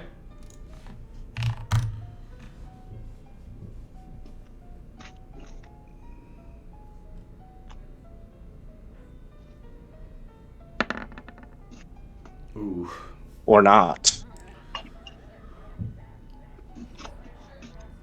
So you kind of try to peek over the rail a little bit. You kind of got your crossbow up at a funny angle, kind of like you're trying to shoot a gun over the top of a wall, and you let loose a bolt, and it just beep, beep, beep, beep, kind of clinks up the stairs. I will then take my movement to kind of shift myself and move to kind of use this armor over here as a sort of coverage. Yep, can. And I'll be getting my crossbow ready again, but that'll be my turn. Very well. Ripley. Can I attack and then be able to move? Yes. If you move away from him, it'll be an attack of opportunity, though. Damn. Ah! Fuck you, zombie. Hold on one sec. I didn't understand what was going on, I guess. I have a question for you guys. When you're trying to move your character around, when I click my image, the little 3 dots come up and block the little square for me to rotate. Do you guys know how to avoid that? Yeah, no, because it does it to me too. It's pissing me off.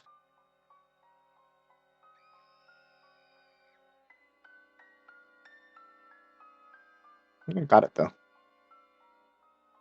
I don't think I asked the right questions, Justin. I was trying to see how far away he was, if I could get to him. That's alright, dude. Figure out something. Well, you can disengage?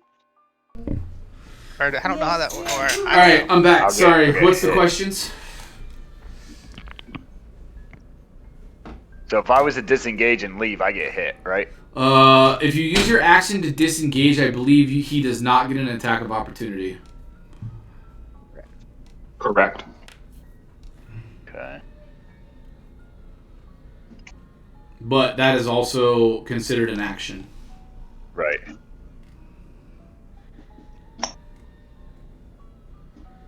Yeah, okay. So that's what I'm going to do. Okay. I want to disengage and How far am I able to get? Could I get it to? I think you can move up to your full movement speed when you disengage. Yeah, okay. Yeah, you can get over there. All right, yeah. Then my ass is out. That's where I'm at. Very well. Is that the end of your turn? That is the end of my turn. Thomas?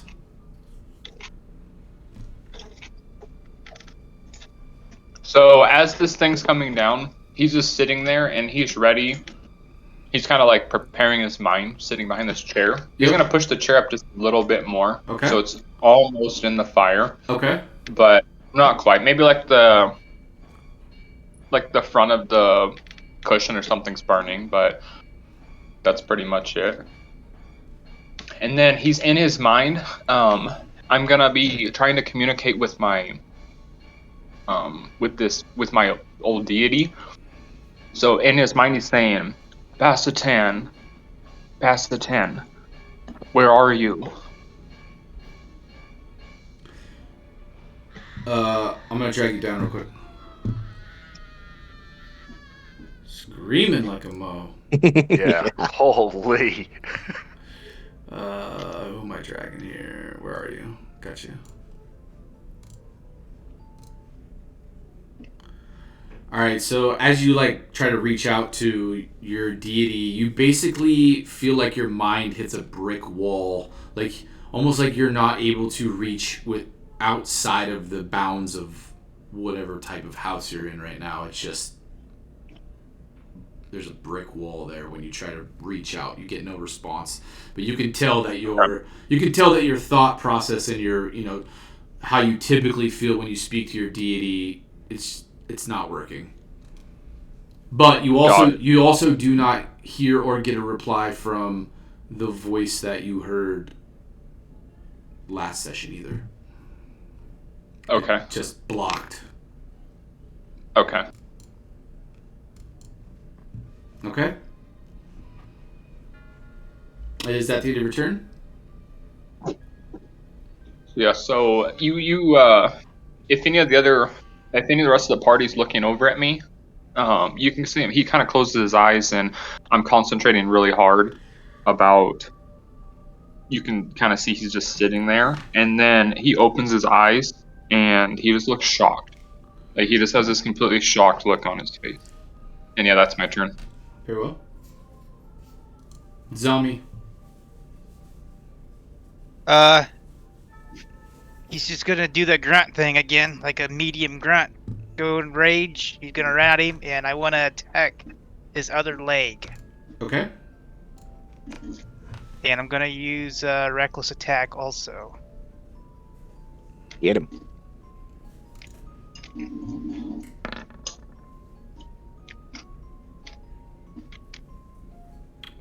That's with advantage, correct? Correct. All right, that hits.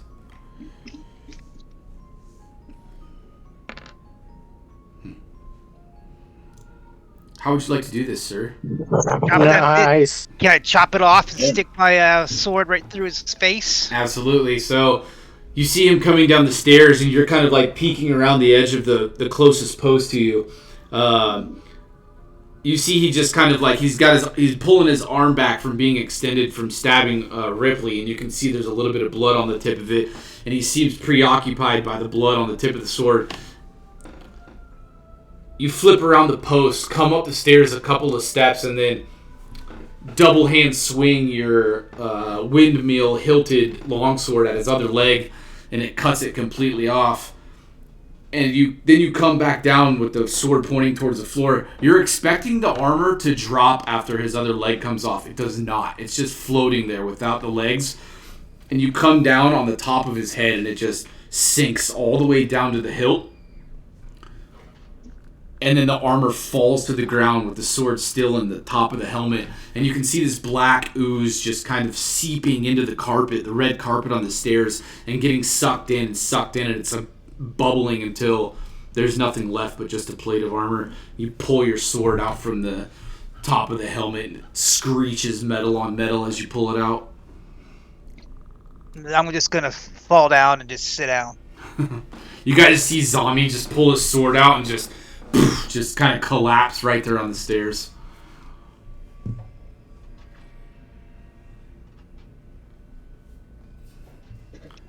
All right. Well,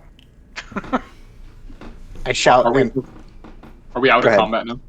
Yes, you are currently out of combat. Is this fire still growing, or is it staying It's just stable? kind of staying stable. You can see the longer it burns, it's starting to turn the wood into that like tarish black, and it's putting off a little bit more black smoke the longer it continues to burn. But it's like this black bubbling tar as it burns hotter and hotter over time. It's not really spreading, but it's definitely having an effect on the floor. I say, "Well done, can- Zombie," as I walk out from behind the armor, and I'll just kind of look side to side and say, "Where's nobody?" Thomas grabs Ripley, kind of like by his wrist or arm or something, and he wants to like pull him, and he says, "Come here," and he wants to go up to that armor and just like inspect it. Okay. Go And ahead. then as he's inspecting it, he's saying, "No, no, no, no, no, no, no, no." If he's inspecting, I can assist him in whatever he's doing, like the roll, right? Yeah. Whatever it is. I So would how do you do, say like, advantage? I would say there's not really any sort of inspection that needs to be done. I mean, you Oh. can definitely tell this is a very nice, ornately crafted piece of armor. The metal on it is sort of thin, almost as if it's been crafted more for aesthetic purposes than it has actual like viable armor. But it is a full plate suit. He texts. Sorry, I'm not even moved over there. He kind of walks up the stairs past Zami, and he just starts almost shouting. And then I say, "This isn't right. You guys don't understand. We're not even on the same world that we're from. We're not there. This is all wrong. No, no, no, no, no." And then he just goes. He goes up the stairs. Very well. As you crest the top of the stairs, you can see laying in front of you on his back with his chest kind of splayed open, eyes closed, is nobody. I'm also gonna follow him up the stairs. Very well. Yeah, I'm gonna look at Ooh.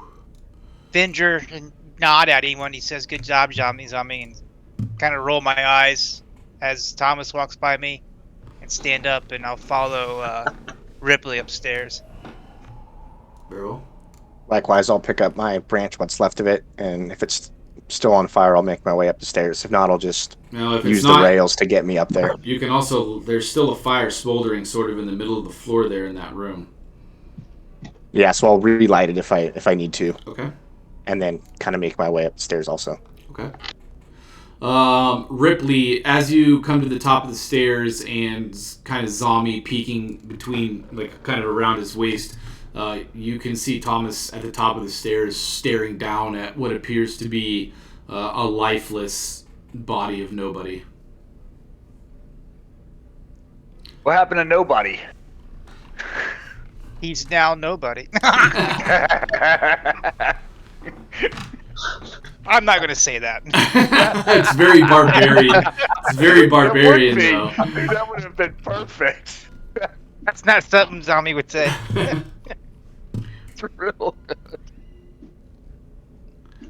All right, guys, we're gonna take a little break here. If you guys are cool, unless you guys want to just keep pushing through. I just figured people want to pee or something. Whatever. Cool. No? I'm down. Yeah. Yeah, I'm good with whatever. I keep chugging this tea for some reason, so I'm gonna make some more. I've just been drinking drinking water. I might have some beers after orange we're done juice. playing, but I feel so much better today than I did last go around, dude. Oh my god, Yeah, I was fucking dude. struggling. It was hard for me to talk, and there was so much pain. It was hard for me to think. Yeah. It was bad, and it lasted for about 2 days, I think. And then I kind of went to the gym a couple times and tried to stretch it out and stretch my lower back out, and it started feeling a little better. I can still feel like the tinge of whatever it was. It's like trying to Yep. slip back out. But that's the trick is you can't baby it. You got to baby it a little, like it's like that weird middle ground to baby Yeah. it just enough, but don't don't baby go- it too much because if you baby it too much, it's going to make it worse and then Yep. it aggravates it more when you start to move it any. Yeah, I went and I lifted hate back back. problems, dude. I went and lifted back, but I probably lifted, 20 pounds lighter than I typically would on my back. Just took it easy. Tried to stretch my hamstrings out too, because I know that fucks with your lower back a lot when your hammies are tight. So I just tried to loosen everything up. It feels a little bit better. But my back's This yoga move, fucked anyway. there's this yoga move. It's like it's a crying baby or baby move or some bullshit. So you Yep. lay on your back, right? Yep. Put your feet up, your legs up in the air, Yep. and you grab the soles of your feet. Yep, dude, I Rock do. back and forth. Oh my god, dude, that feels so good on my fucking back. Same. I literally do all the Oh. fucking lower back yoga poses, man. At Yep, the end of they're my so workout. good. Oh, I go do them because they just feel so good, and I just They do. loosens up my. I think my issue is my hamstrings. Well, Dylan, I don't know if you remember. I hurt my back deadlifting with you like years ago.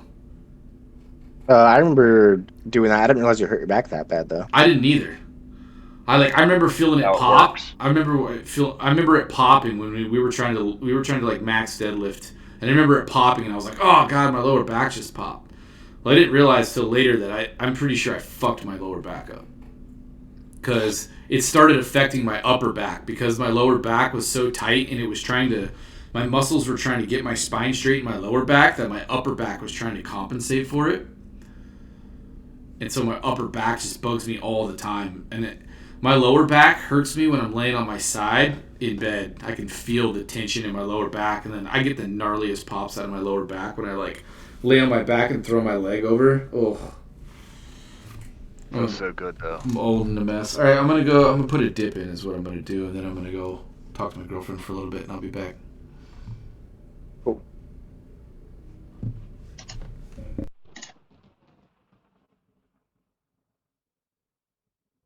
All right. So you guys are at the top of this. Is everybody back? Oh. Yep. Don't know. All right, cool. I'm here. So yeah, you guys are Thomas at the top of the stairs, Ripley and Zombie. You can kind of see everybody's kind of looking down at what appears to be the body of nobody. I'm just gonna look at the body and just kind of grunt, shake my head. That's it. I mean, should we take him out to bury him? Yeah, I mean, I don't. Do we carry him out of here, wherever here is? I speak up and say, he kind of shakes his head and he looks like pretty scared and he says, I don't think it's gonna matter. And he's like, we didn't really get a chance to know this guy super well, but something's not right here. Like, something's not right. We need to figure this out. And unfortunately, I don't think we have time. And then he'll kind of like push through people and he wants to open this bottom door. Tommy's like, hey, kid, we take a little rest before we open any more doors.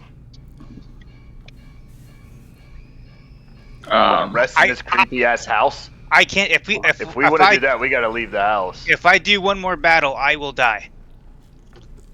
I kind of turn around.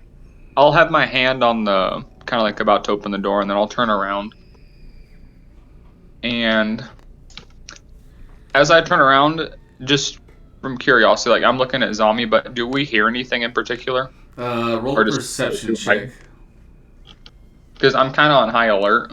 Yep. Go ahead and roll perception. So now that the kind of commotion up here has settled and you guys have come back, the first thing you notice is that this floor is completely unlike the lower levels in that it's very dirty. There's dust on everything. There's cobwebs in the corner. And you also hear from behind this door what sort of sounds the crying of a baby. The one I was right about to open. Yes. So I look at Zombie, and then I'm just about to say, well, and then I hear this crying, and I'll turn around again, and I will just kind of slowly open the door. You're trying to do it stealthily? Yeah. Okay, go ahead and roll a stealth check.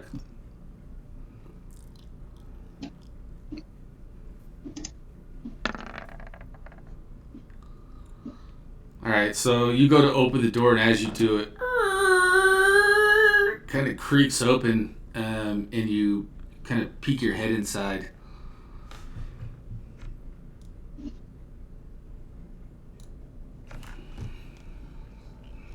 I'm going to pull you down real quick.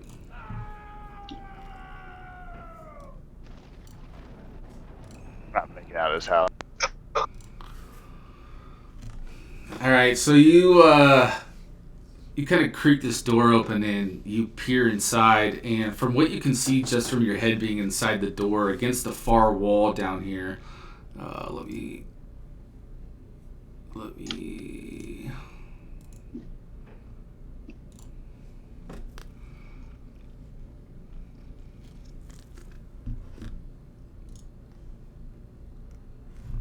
you see what looks to be a young woman, maybe middle-aged woman. She's kind of sitting on the edge of the bed, and there's a nightstand next to the bed. The bed's fully made. It doesn't look like she's leaving any sort of impression on the bed as she sits on it, but she appears to be cradling like a bundle, and you can hear her quietly kind of singing, "Hush, little baby, don't say a word. Mama's gonna buy you a Blinsky toy. And if that toy don't work, oh, Walter, please stop crying. Stop crying. Morning Lord's light, please just stop crying." I'll drag it back up. I'm hitting, but that hit didn't go well earlier with me. That dude stabbed the shit out of me. Alright. So, as you guys are watching Thomas, he has opened this door slightly and peeked his head in, and then you see him like immediately shut the door and then wave for everyone, like, "Come here, come here." And he's kind of whispering that, "Come here, come here, come here." So Thomas kind of shuts the door and it creaks and clicks shut. And then if everyone comes up closer, he's gonna kind of look at Zami, and he's gonna say, he's whispering, he's gonna say, "If you want to take your rest, then be my guest, but go ahead and look what's in that room before you want to rest right here. Because as I said, this isn't even the plane that we were on just earlier today. We don't know what happened, but nothing's right here." I'll look at you confused. Then I'll go open the door. Not quietly, I'm just going to open the door because I'm so frustrated right now. I'll have my crossbow ready. Alright, I'm gonna drag you down, Vez. Alright, so as you open the door and walk into this room, what you see on the far side of the room is basically this queen-size bed. It's well made. There's a nightstand on either side of the bed, and sitting on the bed is what appears to be a woman in her probably middle age. She's wearing kind of like a white gown, and she's sitting on the edge of the bed, and she's looks to be cradling a bundle, kind of rocking it back and forth, and you can hear her singing, "Hush, little baby, don't say a word. Mama's gonna buy you a Blinsky toy. And if that toy don't work, Walter, stop crying. Please stop crying. Morning Lord's light, please just stop crying." Oh, Jesus. I'm gonna drag you back up. Sips and it's gone, I feel like. I was going to ask you and I forgot, but that's fine. You can type it to me if you want to. Nah, it's fine. Okay. Zombie's going to back out and say, "Just get the fuck out of here." And for the both of you that have been into the room, unnoticed, by the way. Huh? You guys were unnoticed in that room. Oh, okay. Oh, I see. So I'm gonna back up and just close the door, like I opened it. You know what I mean? Yep. And just turn to Vindra and Ripley, shake my head and say, "No, we shouldn't be here." Why? What's in the room? I don't care. Let's get the fuck out of here. There's, I make my way to nobody's body. there's a child crying with its evil mother rocking it to sleep in that room.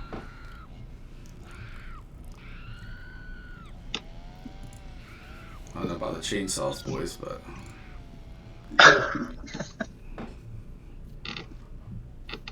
Yeah, I'm not gonna say anything else. I'm just gonna back away. That's it. Gotta see this. There's no way I don't see this. Yeah, I'm going in there.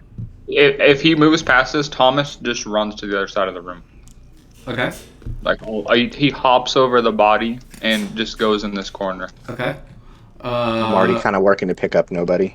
Does your light I'm working, gonna- Dylan? No. I don't have much, so it doesn't make a big difference, but I am gonna sneak in since they're acting like it's so scary. Roll a stealth At check, least. please.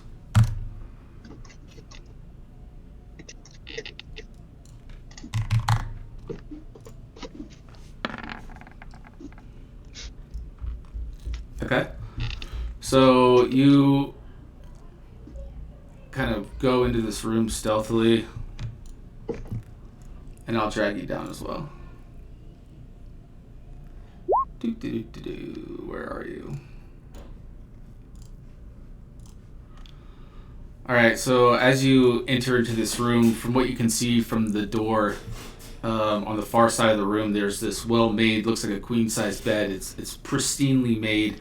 On each side of the bed is a nightstand, and sitting on the bed is what appears to be like a middle-aged woman. She's wearing like a white gown, and she is kind of looks to be rocking like a bundle, and she's singing, "Hush, little baby, don't say a word. Mama's gonna buy you a Blinsky toy. And if that toy don't work, Walter, stop crying. Please stop crying. Morning Lord's light, please stop crying."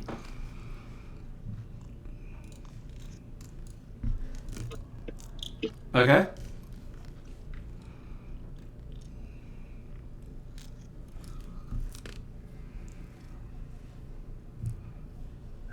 What are you doing, Screw?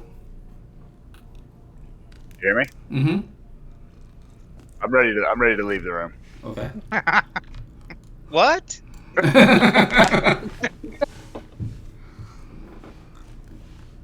Yeah.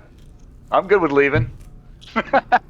Well, I'm not going back down stairs for sure because I don't know what y'all were doing, but there's not even kids outside of this place anymore. So You want to What's leave our like a plan? more stealthy way, like a way that nobody else would expect us to leave? have we noticed any? Oh, this is outside game. Well, I guess I asked this in character. Have we noticed any windows in this place? Not yet, no. Well, that library room, did it have a window with curtains? It did, yeah. So every window that you guys have seen so far has had curtains over it. So I'll mention we can go back into that library room and try and tie the curtains together and see if it gets us low enough to go out a window. That's right. I'm down to do that. That seems like it could be a good idea. The downside to my plan there is I don't think we're getting nobody out that window. That is very true. Well, I mean, he's dead, so we can just throw him out the window. well, why don't we just leave him where he's at? Well, you can't really do that. No, who knew him best? Does anybody know about anything about him? His religion or morals or anything? Does anybody I know don't- about tieflings? There you No. go. What is tieflings like? He'll probably want to be cremated. Big, carry Yeah, him to we the have second floor. We have a fire downstairs. Yeah. I say we don't. I say we at least don't leave him in this hellhole, and at least at least take them out of the building, and then maybe try to figure it out from there. I'll scoop nobody up and kind of have him fireman's carry over my shoulders, and let's go. Okay. I mean, if you want, I can assist you if that makes it easier. If we're gonna do a check or anything like that, I'll at least try to help. If I start to get tired, maybe we can trade off. Yeah, roll a strength check for me. Myself? Yep.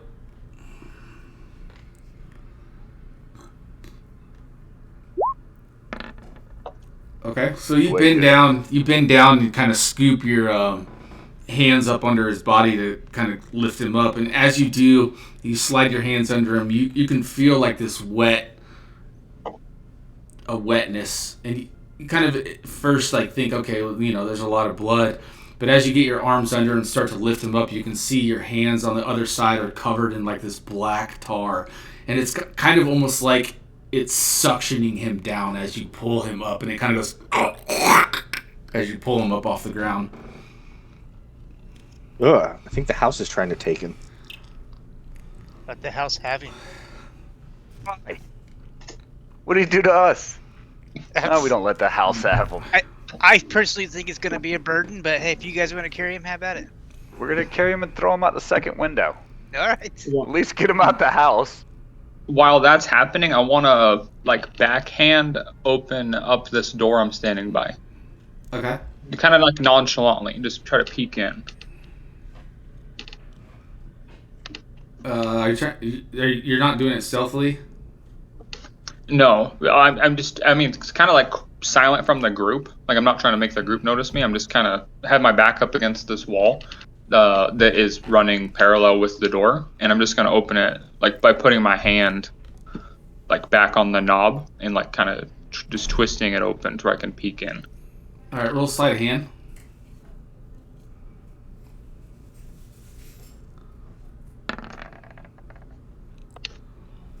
Alright, so I'm going to drag you down real quick.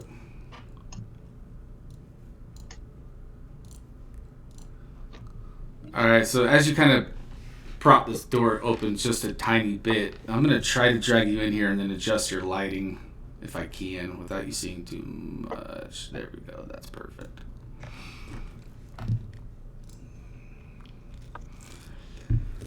Basically, you see this dusty, cobweb-filled, what kind of looks like it's a very big area, maybe a master bedroom. There are some windows on the far side that you can see are covered with curtains. There is what looks like a rotting tiger skin rug that's lying on the floor in front of this fireplace, above which hangs this dust-covered portrait of what you would assume to be the two adults of the house in an embrace. There's also what appears to be kind of like a nightstand or a desk to the left here. Obviously, there's a chair in this back corner, and then there's kind of a little desk or I can't even really think of the word for it. Where you would write letters or something like that? Yeah, kind of like that, or where she would keep, or someone would keep jewelry and stuff, and just kind of odds and ends like that. Let me see if I can find the fucking word for it. Like a vanity, kind of. Oh, okay. Yeah, but more like a desk, probably. But that's before you drag me back down. How close is that picture to me? It's hanging above. It's hanging above the fireplace. Okay. If it's possible, and let me know if it's not. I want to sprint in there and grab that picture off the wall and run back into the room with everyone else. Yeah, I'd say you could do that, but you're not really going to be able to see. I could tell you. Okay, so here's what's going to happen. If you want to run into that room, you're going to run up. You can run up to the picture, grab it off the wall, and as you turn around to run back out of the room, just briefly as you're running back out of the room, you can see kind of the rest of the bedroom with this big, huge, like a king bed, like a 4-post king bed, and it's got the drapery over the top of it, the see-through kind of drapery. There's kind of like a parlor over here in this side with like a kind of a little dining area with chairs set up. Okay. And about right here, as you're running out, you can see that there is a figure hanging from a noose from the ceiling. Okay. And then you run out and you have the picture, and I'll drag you out. Okay. Up the top. Okay, we're back.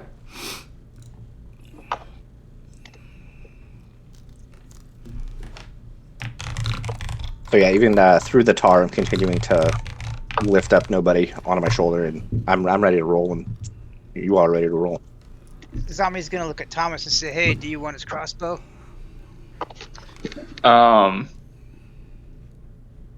As you look at me, I have my hand on my eyes, or kind of like near my temples with one hand, kind of palming my face and rubbing myself, and you'll see that I have a picture, like in its frame and everything, underneath my left arm, and it's facing down though, where you can't see what's on the picture, and then I kind of look up and I say, none of this really matters, but you guys might want to come take a look in this room. And then I'll just kind of like throw the picture down. Okay. There's not another weird lady in there, is there? So you kind of throw this picture down, and as you do, the glass like shatters, kind of scatters across the floor. The picture's facing face down.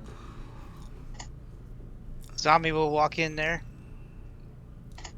Did you throw it? Where'd you throw it at? In the room? No, just right outside. I'm gonna flip that picture over and look at it. Okay. The picture appears to be a portrait of two adults, a male and a female.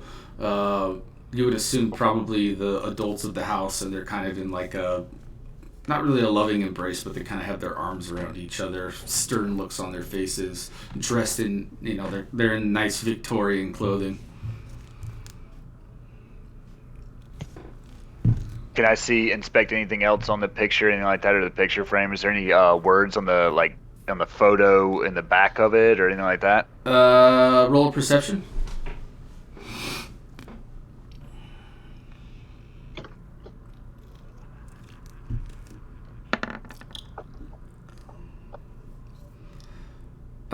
There is a inscription on the back of it that says the Dursts, and there is a date. And give me a minute here.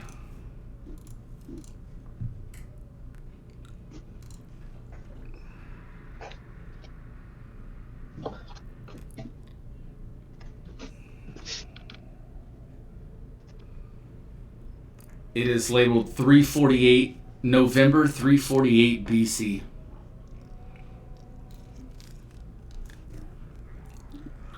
And do we know before we got messed up, do we know like our current date? Negative.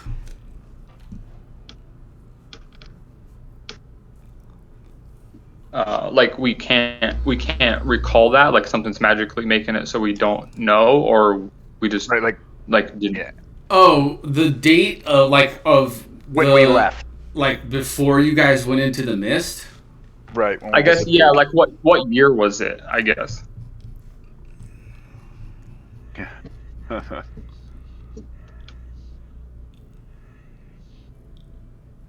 It would have been probably about 922 BC.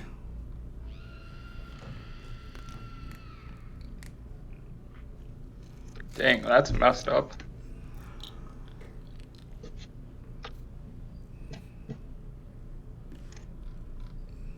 Okay.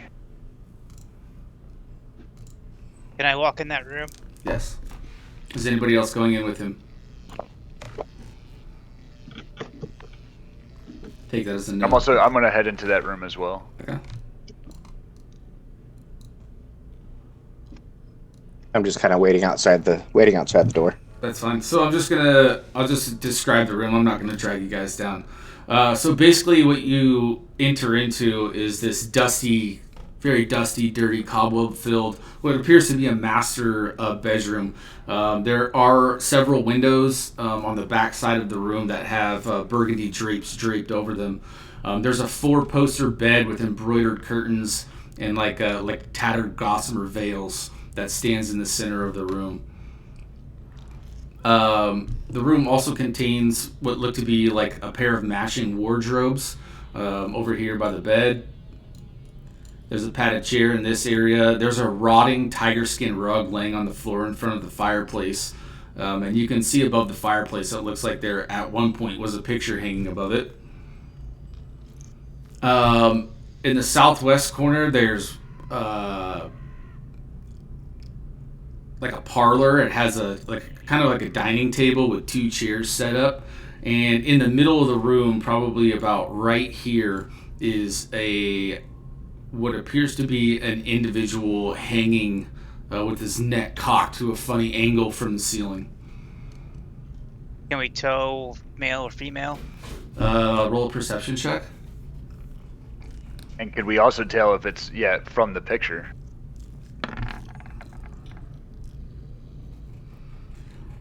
Zombie, from what you can tell, it is a male figure, and his flesh has obviously decayed and is basically just a skeleton, but he also appears to be holding something in one of his hands. A piece of parchment is what it looks like.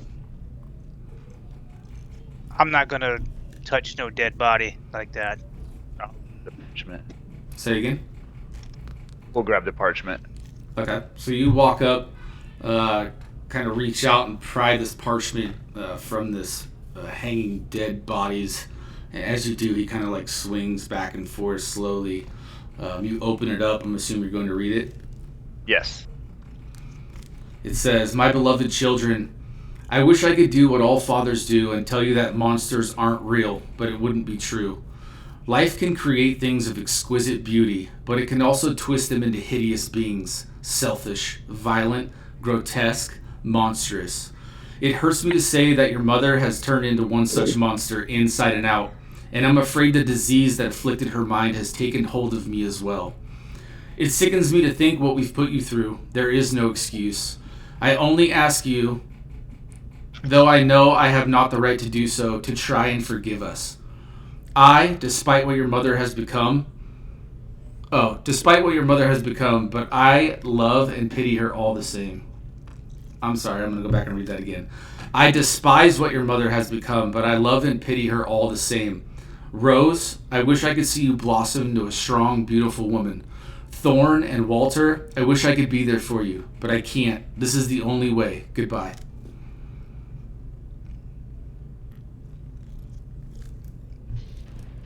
Can I search the room for any weapons? Roll an investigation check.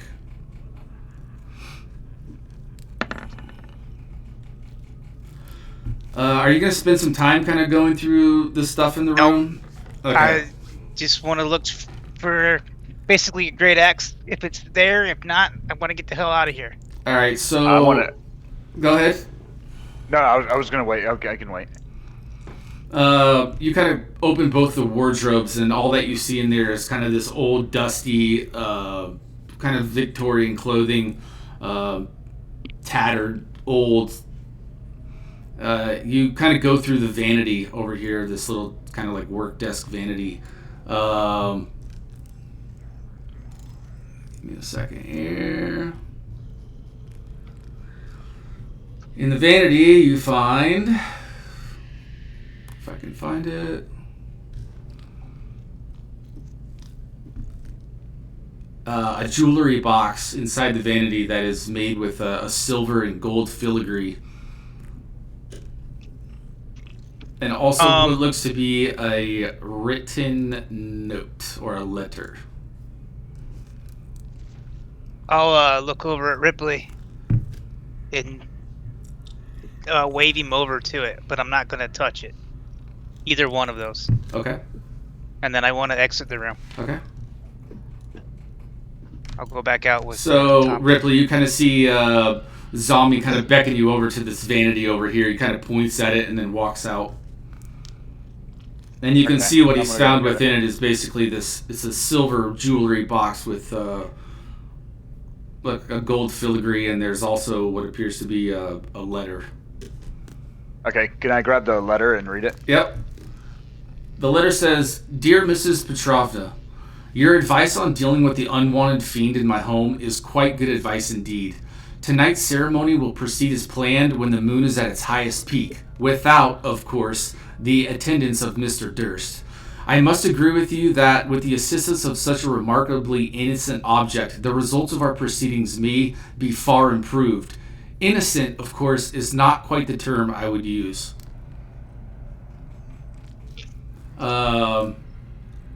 My thanks, Mrs. Elizabeth Durst. While Who was this it is to happening again? too, Say again? Sorry.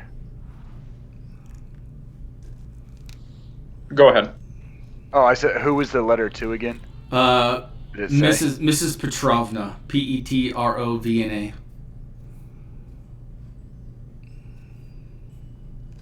And then while that's all happening, while you guys are in there, Thomas grabs the painting he threw down, Okay.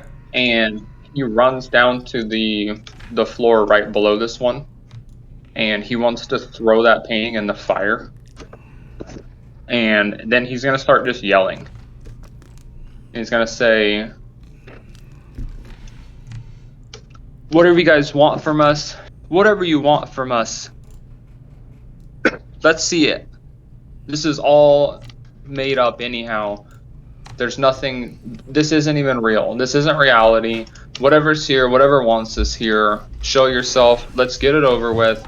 And then he's just standing there just watching this like painting burn. All right, hold on a second.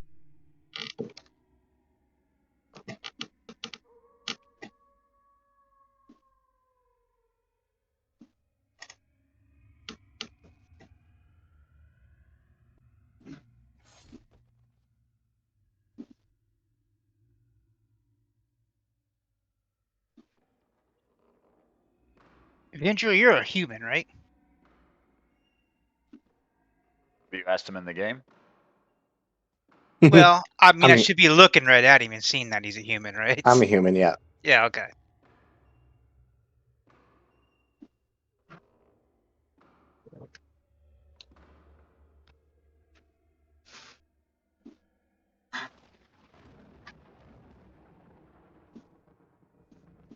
All right, so I was telling the other daughter goodnight. All good. Would we hear Thomas yelling, I'm assuming? Yeah, you guys can hear him yelling. Can't really make out what he's saying. Thomas, you throw this picture into the fire, and it doesn't really seem to burn. It just kind of sits there, and the flames kind of leap up around the frame. And you're also met with silence from your yelling. I'm making my way down the stairs carrying nobody. Okay. I'm gonna grab. What would you say that was? The silver thing? Yeah, it's a jewelry box. Would I be able to carry that? Do I have? You can carry it, but you don't really have a spot to put it. Okay, I'll just leave it then. Okay. Can I go over and examine the windows, just to take a look outside? See what I can Absolutely. see? Is this a door here? Yes. Can I stealthily look into it? Yep, 1 sec. Alright, so you walk up to the window and kind of pull the burgundy shades aside, and you are met with what looks to be brick. Yeah, that's I fucking figured. Fuck. Okay, yeah, Zombie, go ahead and roll a stealth check.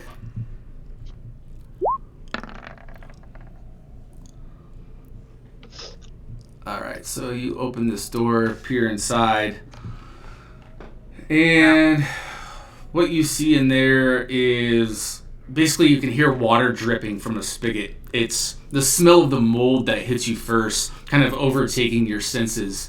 It kind of jumps down your throat and makes you kind of want to choke. There's a wooden tub that's just furry with moss and like little mushrooms and stuff growing on it. There's hand towels hanging from a rod that looked like they were once embroidered with golden windmills, but are now kind of just tattered and just ragged. You're looking for a source for the water that you hear dripping and notice that everything's dry. I lost interest. I'm back out. Don't care anymore. Okay. I'm gonna leave this room Okay. and head down towards the group.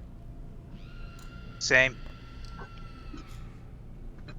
I'm just dragging you guys to the map. Nothing crazy. Just resituating everybody here. I'm gonna go put Emma down. I'll be back. All right. Okay. All right. So you guys are now down, back down on the second floor. When I get down here, I'm gonna inform everyone that the windows are boarded up. It's just brick. There's no actual window there. And then as I do this, I'm gonna send a fireball cantrip right into the middle of that fire. Okay. Go ahead and roll an attack.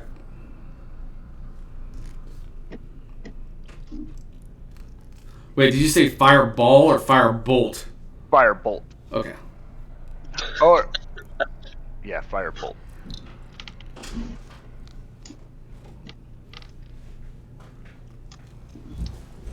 Do I post it? Did this fall? No. Oh.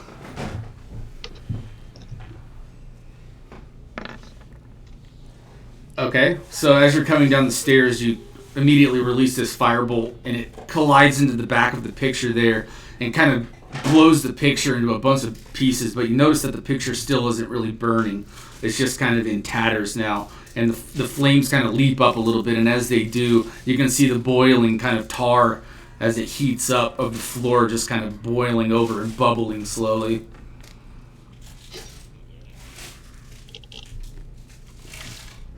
This place is definitely a trap. I don't even know if we're gonna be able to get out of here. We gotta try. Oh, either we go check the basement out, or we have to kill the lady upstairs. Or try to head out the front door. If it's a trap, yeah, we should check it. But I mean, we should check at least. Let's make sure. Yeah. That's the only way we know to get outside right now is a definite. So I say we go for the front door. or we all jump in the fire. Or we all jump in the fire. You don't really have to my jump way. the fire. You can kind of skirt around the fire down. No, I did meant jump in the fire. Oh, Time. jump in it. It said, or we jump into the fire. Yeah. While our discussion's ongoing, I'm gonna lay nobody down briefly and make my way into the library room and try and tear down one of the curtains. Okay. So where are you? You kind of make your way slowly, just because your light Can't only see provides shit. so much. But Yeah. you're able to get up to one of the kind of the windows in the back that has the burgundy shade over it, and you pull the burgundy shade to the side, and on the back side of the window, you're met with like mossy brick. Okay, and I'll just kind of curl that curtain up in my arms, almost like you're pulling in like a blanket, just wrapping it up real quick. Yep. Are you trying to pull it down? Yeah, I'm trying to actually rip the curtain down. Okay, roll a strength check for me.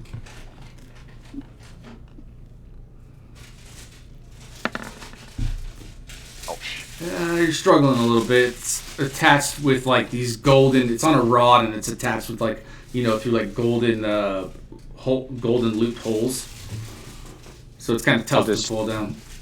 I'll just take out one of my knives and reach up as high as I can above my head and just try and cut across the curtain. Okay, and you're using a steak knife, so takes you a little bit of time, but you're able to kind of work your way, get stuck. It's a pretty ragged cut. It's not straight, but you're able to cut off a decent chunk. And then once I've got that, I'm trying to get enough. Basically, my concept here is I'm trying to get enough to wrap over nobody. You could probably get enough to cover him like 3/4. So I'll get that and make my way back to the others and try and wrap him up and leave him where he is till we're ready to move. Okay, so you kind of take a little bit of time here and wrap nobody's body. These fucking torches are getting in my way. Wrap nobody's body up as best you can. He's still kind of exposed, and it's getting soaked with like blood and the black shit that's all over his back.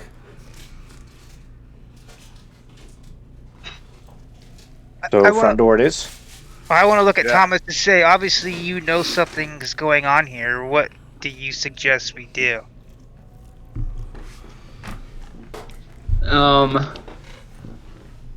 I don't answer you. I don't look over you at least, but I'm gonna be staring at, like, through the flames at this portrait, and I'm going to be like trying to have like a spiritual awareness of what's going on, like what type of presence is around us. So I don't answer.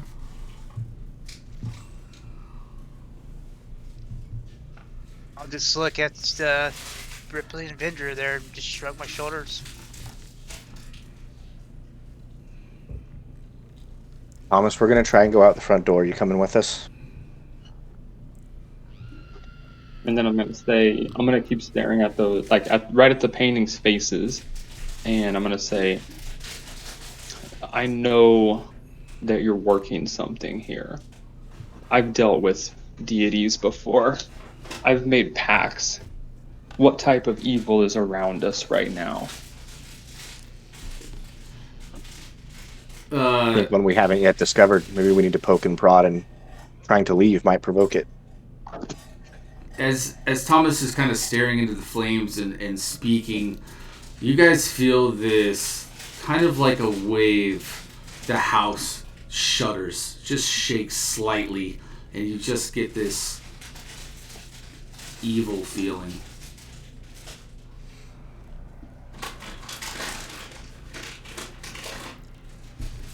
I'm gonna ignore it as though, I mean, I felt it, but I'm gonna pretend I didn't. So I'm not gonna acknowledge it. Okay. Who's headed downstairs? All of us, I believe, right? We're all gonna head towards the door. Yeah, I think we're moving together. Yep. And If leaving. you want, I'll carry. What's his name this time? Are you guys carrying him down with you? Yeah, I'm gonna bring him with us. Okay. I'm kind of lagging You got him behind. this time. Yeah, I'll carry him this time.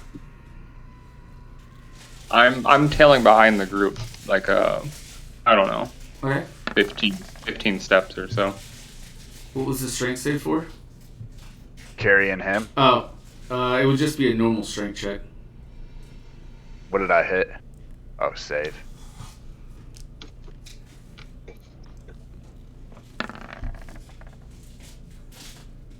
Zero.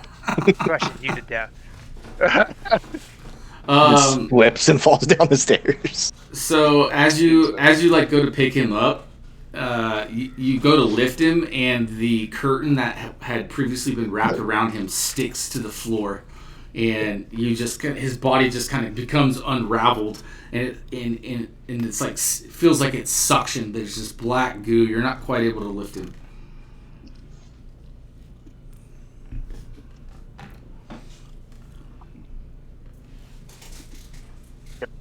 Zombie, you mind helping me at least get him up onto my back? I'll look over at you and be like, I'm not gonna waste my energy. I'm going downstairs.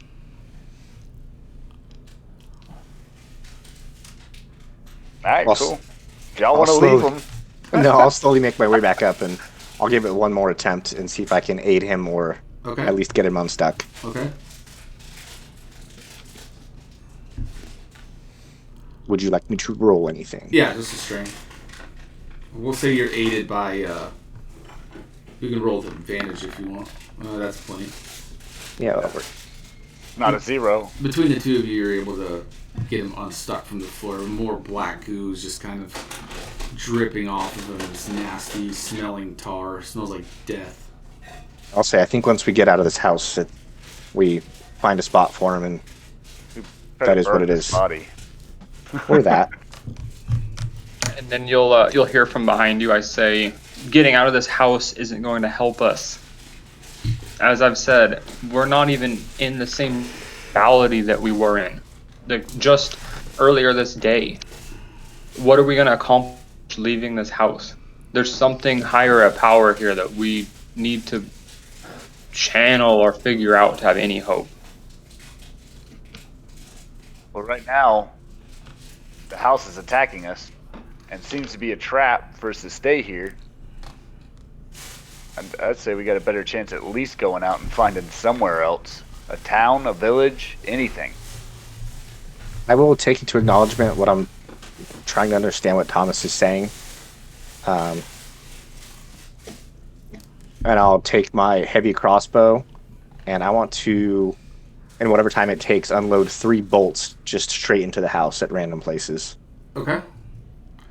So you help Ripley kind of load up nobody on your shoulder. You guys walk down the stairs, and you hear what Thomas says, and you pull a bolt out, find some of the wooden paneling, unleash a bolt, sticks in the wooden paneling, and you can kind of see this ripple of like what used to be like scenes of a hunt kind of turn into serpents, and this black ooze kind of like circles around your bolt. Again, you loose a bolt, turn around to another area that's wooden panel and shoot it. Same thing. What appeared to once be this scene of an epic hunt kind of turns into like these slithering snakes as the black kind of swirls around your bolt, and your third bolt does the same exact thing. Black ooze begins to kind of drip down the oak paneling onto the floor.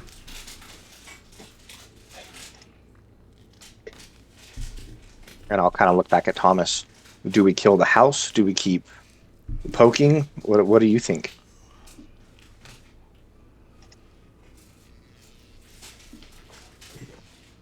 You just kind of look at him, and he's a little surprised in his face that you did that. And he's gonna say, "Let's go back upstairs."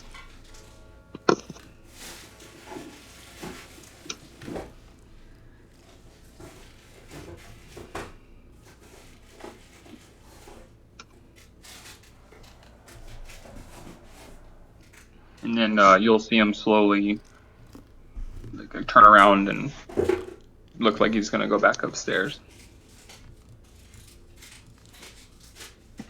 I'm gonna try to leave the house. Okay. So I'm assuming through these doors. Yeah. Okay.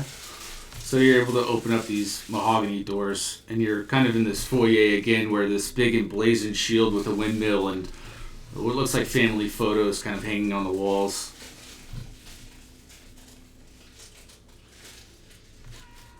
Make your way here, pull the doors open. Brick. A wall of brick. Yeah, I'm gonna head back to the group and inform them there isn't a way out this way anyways. I want to get over there and check out my dog. Your dog is very, very well cooked. There's no hair left on it. The meat is charred. The blood is blackened. Oh. So it's not even edible anymore. It's pretty crispy. I'd say if you opened them up, you could probably find some bits and pieces beneath I'll all the pick it up charred and skin. be disappointed and just grunt and throw it back down.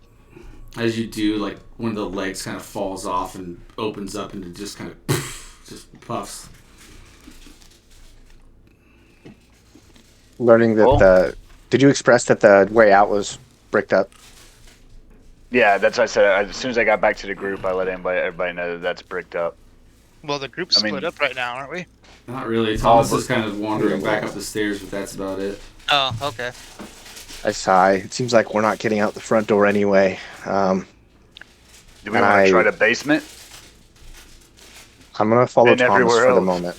He seems to be more sensitive to whatever's happening here. I'd rather check out the basement. We know what's up there. A crazy Yeah. lady with a baby. Yeah, that's gonna kill us. Good. Yeah. You guys want to go die? We'll go downstairs and die. Yeah, I'd rather go to the unknown. All right, grass is greener on the other side. Let's go to the basement. I don't. Shouldn't really be going to the basement in a horror. I'm not gonna follow Thomas, but if he's gonna keep going upstairs, then I'll wait here because I don't want to split up the group unless we are gonna split up the group. I just kind of That's shout all at I'm trying to Thomas say. as he's headed up the stairs. Thomas, we want to check out the basement first. He is probably like halfway up the spiral staircase. You can like see his bottom half by now, I would guess. Mm-hmm.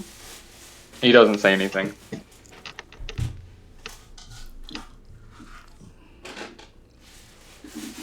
If you hear commotion, we may need your help. And I'll kind of turn and face the others. Basement it is. Can I just say, I'll be listening. All right, which door was the basement again? This Yeah. one. Did we actually find it? I'll be back real quick.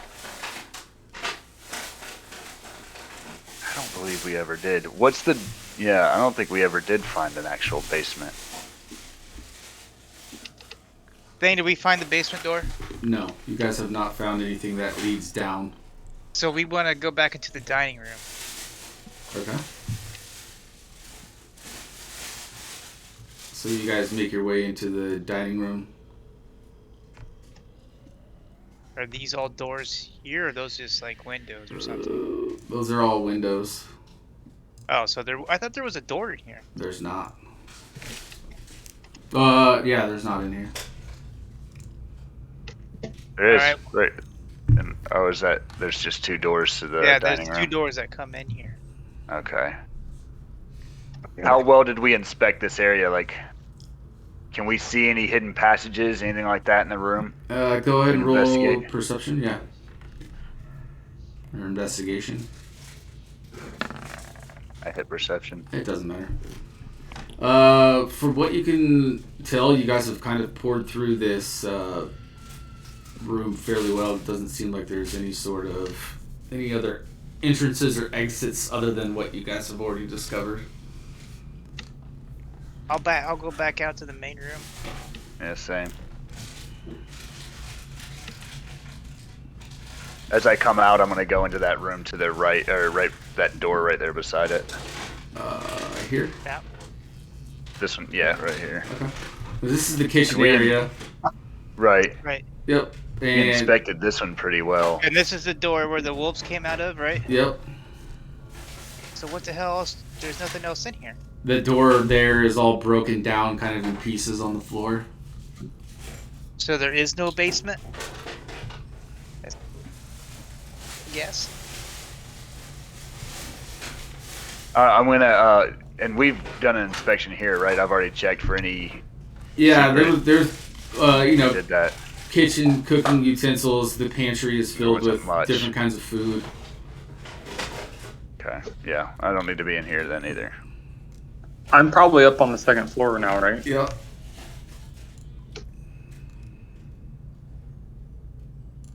Looks like the only way out is through upstairs. But have we inspected the fireplaces? There's no like secret passages with the fireplaces or anything like that, right? Have we checked that? You guys have not, but you're more than welcome to. I would like to check it. Is that perception? Yep, or investigation. Whichever you have a bigger bonus to. You kind of poke around the fireplace, try to like move some of the dog's remains around. It doesn't seem like there's anything there out of the ordinary. Alright. Shit, I guess we head upstairs then. I think sadly yeah. I'm gonna look at both of you and be like, is the only way out of this house is to be Yes. by the house? So it seems like Is that or I don't know. Or We know have there's to go, a freaky lady in a room, it sounds Or we like up have to- there, and yeah, she's got like a spell in the house or something. does anybody know anything about that god that she was talking about? Do any of us know anything about that? You can roll a religion check. Morning Lord. By the way, that's where I'm headed. He's pretty determinedly headed back to that room with that lady holding that baby. Okay. And what was I doing? Which religion? Yep. Is that what you said? There it is. Nope. Yeah, you don't recall any sort of mention of Morning Order or any of your past religious knowledge. Doesn't sound familiar. I'm heading upstairs to presumably meet Thomas on the second floor. Heading up reluctantly. So Yeah, same. you head up. You notice that Thomas. You can just see Thomas kind of go around the corner up towards the third floor. He's continuing to make his way upstairs. I kind of shout, whisper, Thomas. What is it? I don't know. You're going awfully far without us.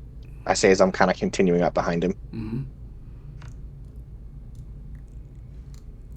Does fire look the same as we come by it? It does, yeah. It's just kind of smoldering there and bubbling. Doesn't really seem to be spreading, but definitely lit. The picture's not burning, but it's there in tattered pieces. As I continue up the stairs, I say back to Vendra, I say, it seems there's only one creature that might have any answers for us. I agree. I think we all agree at this point. But what else are we gonna do? And yeah, and then I keep heading up to that room.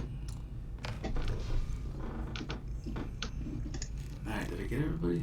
Oh, I have a quick question before we go into the room. Yeah. Earlier, I had found some scrolls, spell scrolls. Yes. 3 of them. Yes. What are they? Roll an Arcana check for me.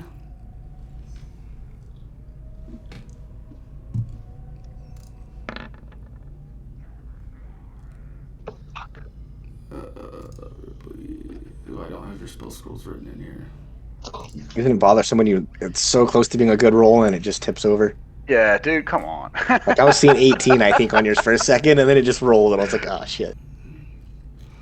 You can, from just your knowledge of Arcana, you recognize one of them as Bless.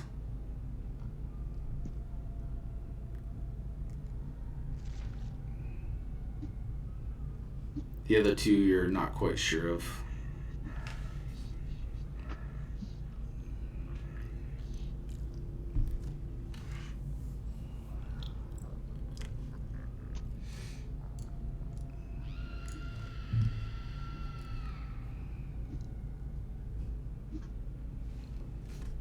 And I'll ask Thomas while this is going. For my frame of reference, I did not go in that room. Can you tell me where she's positioned in that room, since my sight is limited? Are you right up on me? Like, did you run up on me? Because I'm just walking. Yeah, you guys are kind of all up on the third floor now. They're just kind of following you towards that. I'll just kind of look back at you pretty serious and say, what was in the room that Zombie and I saw is some form of lady and a child. But I think we all know that that's not what that is. And then he's going to keep walking that way towards the door. Before any of us go in, I'm going to use that scroll of bless. Bless all 3 of them. Okay. Here, I got you out. I think I can post it, can't I? Should be able to. I could probably look it up too. Oh, I'm gonna be behind everybody. You might only be able to cast it on one person, but I'm not sure. It says 3, so you bless up to 3 creatures of your choice within range. Whenever a target makes an attack roll or a saving throw before the spell ends, the target can roll a d4 and add the number rolled to the attack roll or saving throw. Okay, now that only lasts a minute, just so you know. Oh shit. That's pretty stupid. I think it's more. So how does that work? It's meant for like in the middle of combat or in the middle of combat. Okay. Some sort of an encounter, I think. And you can't use it as a reaction, so it's used as an action. It's not a very good one. Okay. All right. Never mind then. Sorry. My bad. Okay.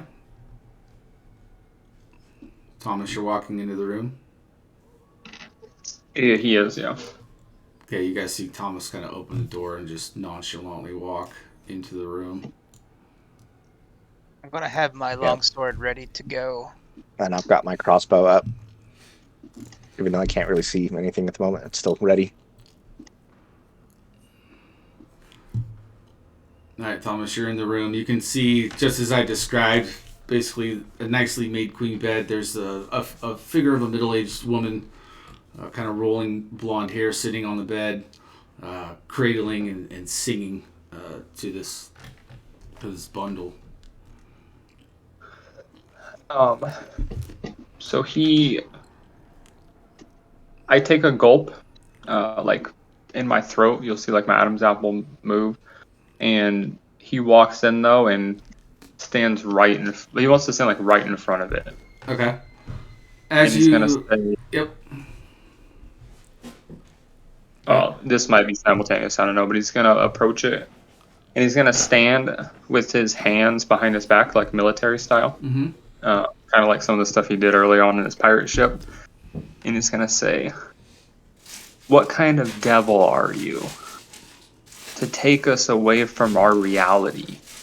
I've dealt with beings before of immense power, but possibly not to this level." Are you guys following him in? Yes. I am at least. I want to be nearest to the door. Okay. After you speak to her, she looks up from the bundle that she's cradling and singing, and you see what may have once been a beautiful face is now like tattered rags of skin that seem to be kind of dripping and peeling off, and then they kind of refresh very quickly and continue just to kind of rollingly fall off of her face. And she looks at you and says, "Shh, please don't wake the baby." Can I tell, are they like corporeal, or do they look physical reality to us? No, she looks very much like a ghost.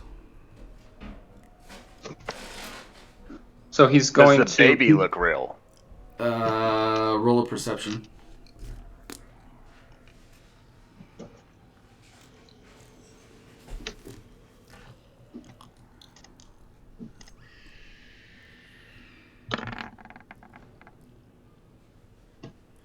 From what you can tell, because it's so swaddled and bundled up, you can't even really see any baby at all. It just looks like a wrapped up bundle.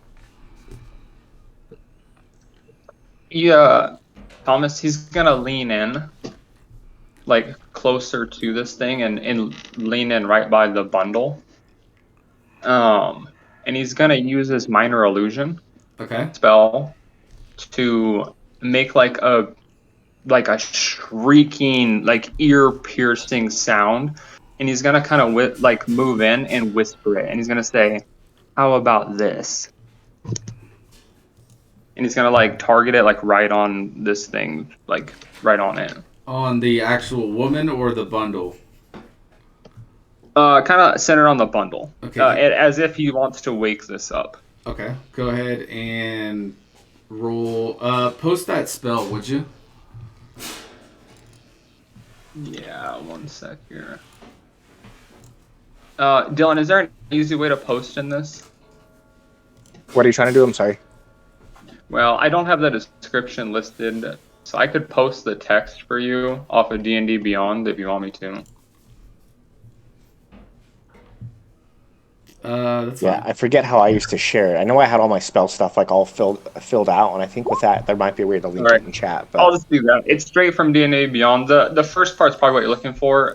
It just says you can create a sound. Its volume can range from a whisper to a scream, and that's what I'm wanting to do. Like this ear-piercing scream centered like right on this thing. Okay.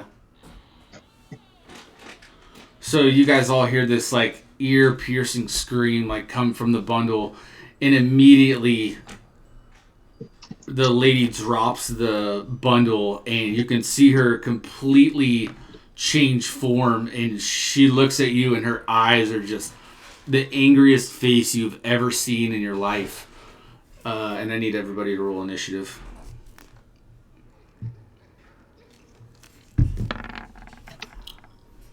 Hold on one sec. Zombie, keep that initiative. Let me clear this thing out, and then we can re-roll if I can. Clear list. 5 plus 2 is a 7. Okay, so I gotta fucking remember how to do this shit, man. So, can I just drag you into the... Oh, I know how to do it. Where did I drag you to? Whoops. So, add turn, zombie, got a 12. Everybody else can roll initiative as well.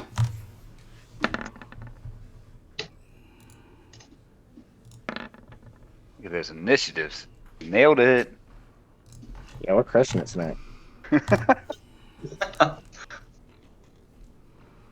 I want to be at the bottom. I'm a power bottom. I was gonna say something. I was like, nah.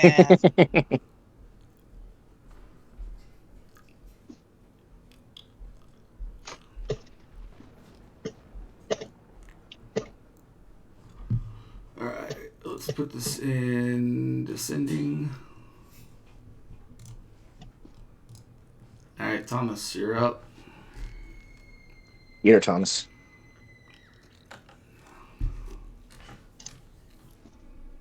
He doesn't do anything. He keeps his hands behind his back, and he's staring right at it. Okay. And he kind of like chuckles, and he says, "Ah, as I suspected. Do your zombie.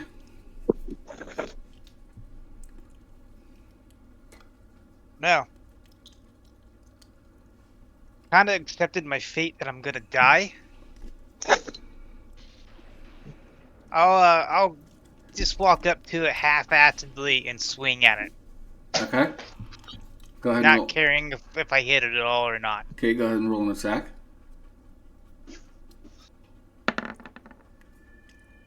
That hits.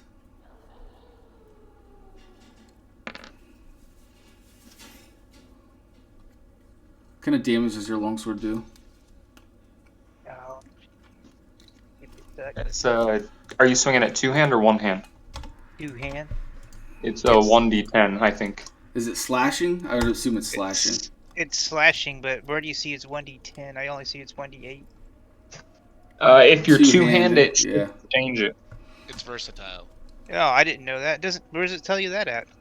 Under it says versatile. Yeah, and then you kind of have to look up versatile weapon, so you can swing it two-handed. Oh, well, I guess I'm swinging it one hand now, and I'll fix it for next time. Very well. If I live again next time. Yeah. And that's the end of my turn. Sorry. All right, so you kind of walk up to this thing and just take a slash at it, and your sword goes kind of right through her body, and you can kind of see like the gap as the essence of the specter swirls around your sword and then reforms, and she lets out like a blood-curdling scream, like she's super pissed. Okay, I'm done. Avenger.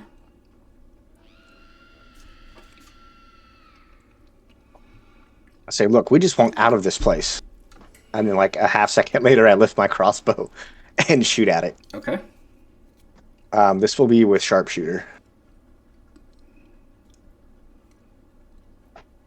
Does that give you advantage? No, I take a -5 penalty to my hit, but if I do hit, it's plus 10 damage. Okay. I can link it for you in just a second. Yep. The question where this is going. You said she like transformed or whatever. Mm-hmm. Where's the child? She has dropped the bundle. That hits. Okay. So that'll be 1d10 plus 10. Nice. There you go. That's such a good feat. And the Great Weapon Master, those are both ridiculous. So you lift up your heavy crossbow, let a bolt go, and you see the bolt go straight through her head and clatter against the back wall. Again, her ephemeral form kind of swirls a little bit, and then you see her spectral face come back into form. I'll say, so if you could just let us leave, that'd be great. And that'll actually, I will take my movement and kind of shuffle into the corner here. Okay. And that'll end my turn.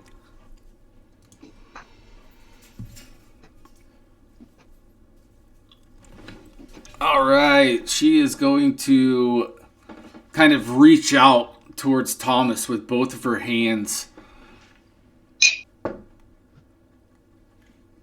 18 plus 4. I'm assuming that hits.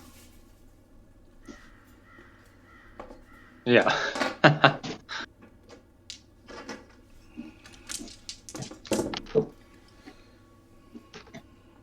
That's 10 points of damage, and I need you to roll a Constitution saving throw if you're still up.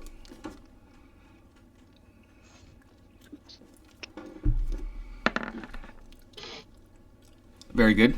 So you just take 10 points of damage.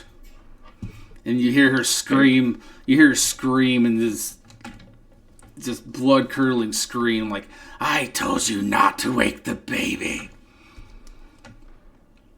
What did she do to me? Did she just like grabbed me and yeah? So I just took damage? she kind of reached out towards you, and as she did, her hands like went into your body, and you just feel like this. It's necrotic damage, so you just feel like this black and sickening course throughout your insides as her hands are kind of inside your chest. I see. Okay.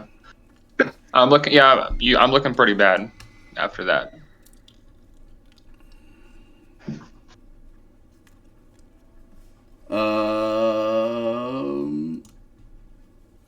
Ripley. Would you say she's a humanoid? Negative. A ghoul. Yeah, that's the problem.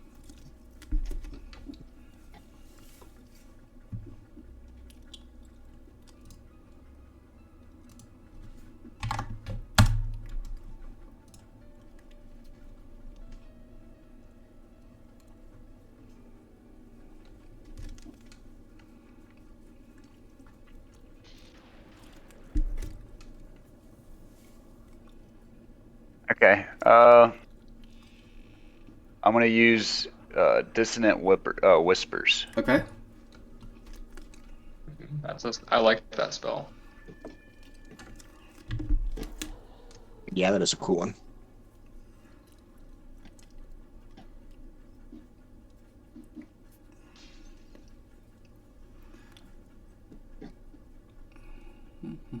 Sorry, I'm looking some stuff. And that's gonna be my last spell as well. So I gotta roll a save here. Looks like Wisdom. wisdom. I rolled a 19, sir. Fucking hell. Damn. So I take half as much. Okay. Half as much. So go ahead and roll 3d6.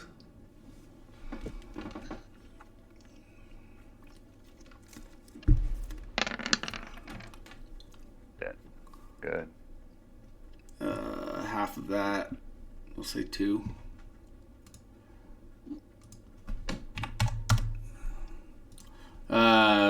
So your spell is successful, but it doesn't seem to phase her too much.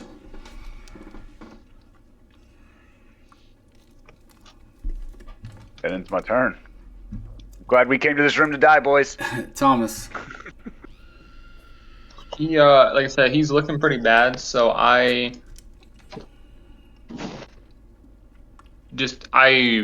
unfolded my hands from behind my back, obviously, after I took that last attack. Yeah. And so now he's going to say,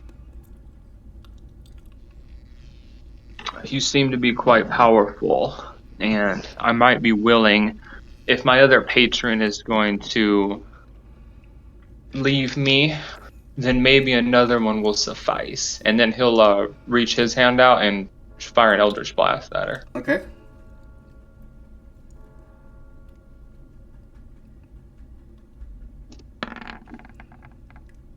That hits.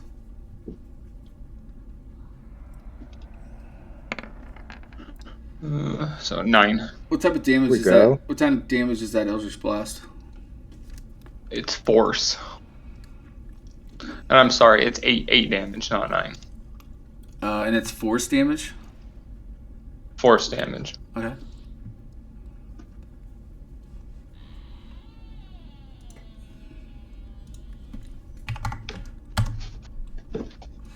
So your Eldritch Blast, you can see, kind of hits her like right in the chest, and you can feel her hands come out of basically inside of you as she kind of gets pushed back a little bit, and she just lets out another blood-curdling scream. You can tell she's still super pissed. And then, can I take a step back, or is that going to provoke opportunity? It'll provoke an attack of opportunity. Okay.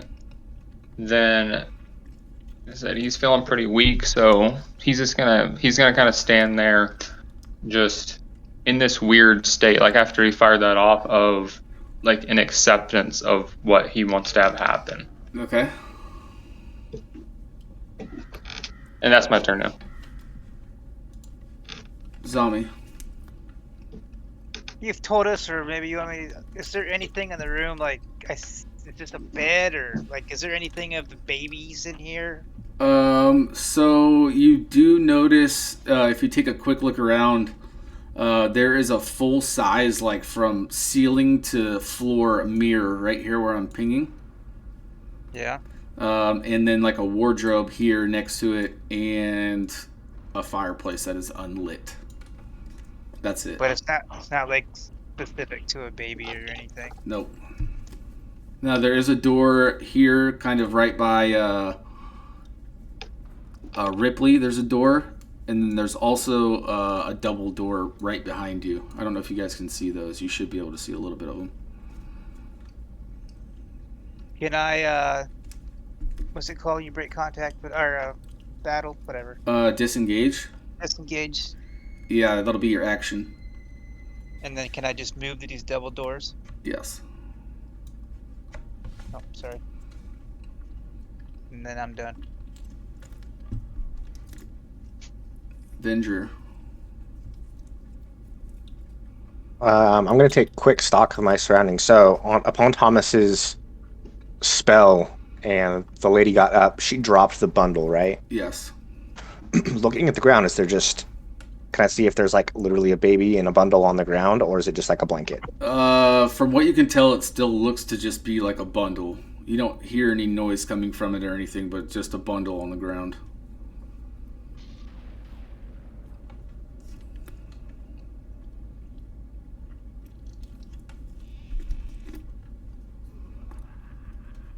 I'll go ahead and lift the crossbow again and loose another bolt. Okay, go ahead. Sharpshooter again.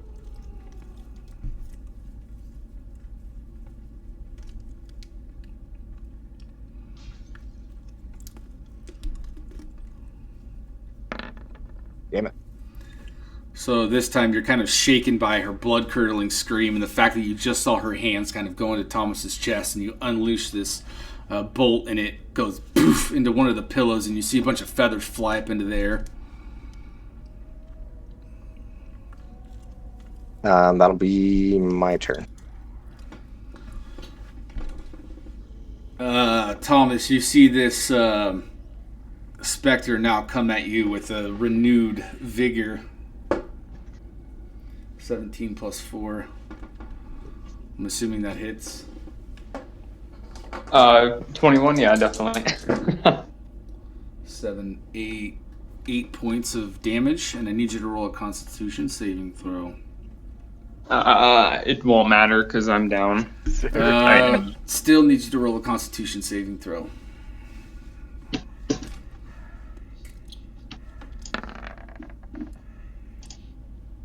Oh, okay. You just made it. So you guys see this specter reach into Thomas's body once again, and you just kind of see him start to convulse, and this black ooze starts to drip from the sides of his mouth and out of the corners of his eyes and his ears as he falls to the ground. As soon as he drops, you see the specter pass through his body as he's dropping, and she flies into the mirror and disappears. Damn it! I thought about breaking that mirror.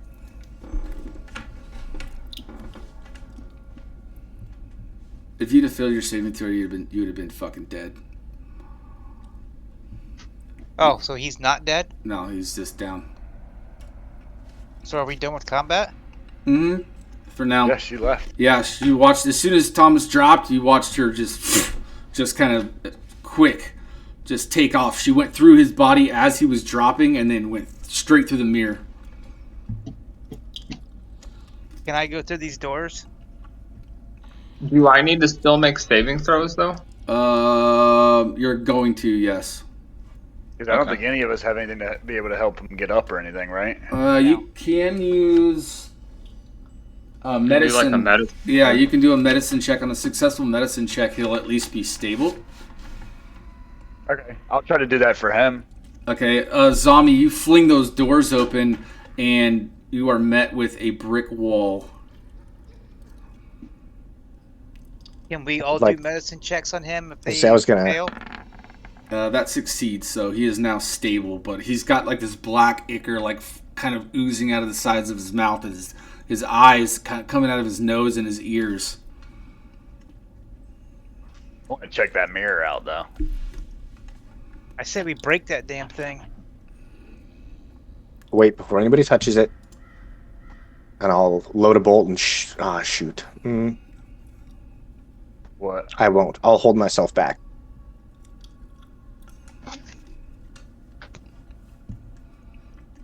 Now, if you're going to check the mirror out, you can roll an investigation or perception. I'll do, the investigation. I want to be able to investigate it. Okay. When that thing flew through me, Perception. did I like experience anything, or did I just die? You were already unconscious, so. Or unconscious? Okay, Yeah. gotcha. Ripley, as you're taking a look at the mirror and kind of feeling around it, on the right hand side, you feel like kind of a little notch. You're able to get 2 fingers in there, and you kind of press and twist a little bit, and it clicks. The mirror swings open on a concrete wall, and what you can see behind it is basically this very narrow, dark staircase leading straight up.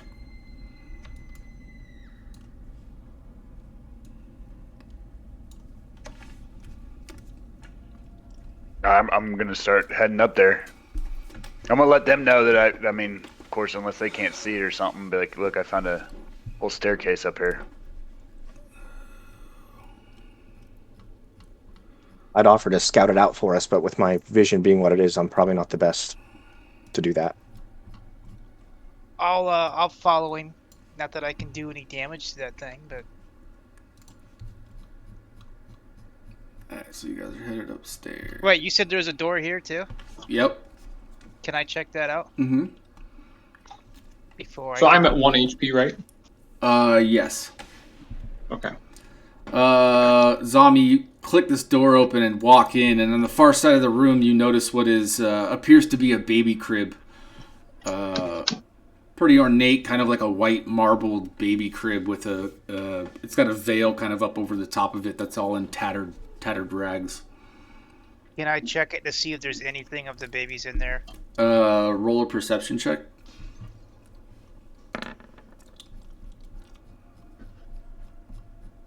So you kind of walk up and like peek over the edge of the crib, and you don't see anything.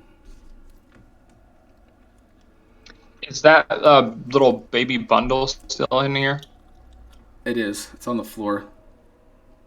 Thomas wants to. He's gonna crawl over to that, Okay. and he wants to grab it, kind of cradle it in one arm, and then stand to his feet and follow the rest of the group into that staircase. Are you coming out of that room, Zombie? Yeah, and I want to tell them, hey, the baby's crib's in this room. That's it, and then I'll start going upstairs.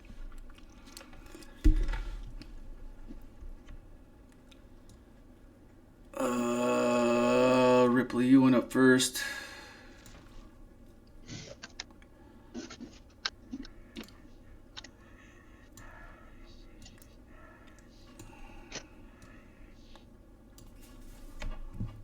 All right, at the top of the stairs, you are met with a just kind of a basic thin door. There's nothing ornate about it. It looks very old and kind of worn down.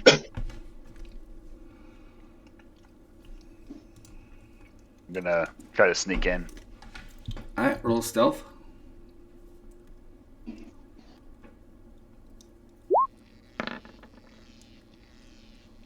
All right, so you open this door and kind of peek your head through. From what you can tell, just opening the door and looking through, you're in another kind of like a small choked hallway. It's very dusty and cobwebby. And there are several different doors kind of down this corridor. You do notice that one of the doors seems to be padlocked. This one here. Huh?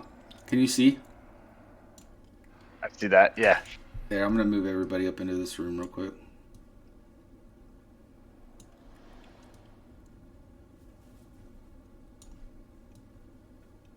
I know you guys are out of order, but just so you have the dynamic lighting.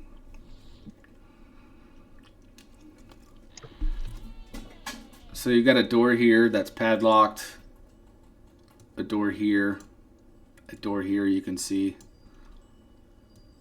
I'm sorry, this pinging is not working. Door here, down to the, this would technically be the west, I believe, yeah. Is this the stairs? The stairs are behind this door that you guys just came up.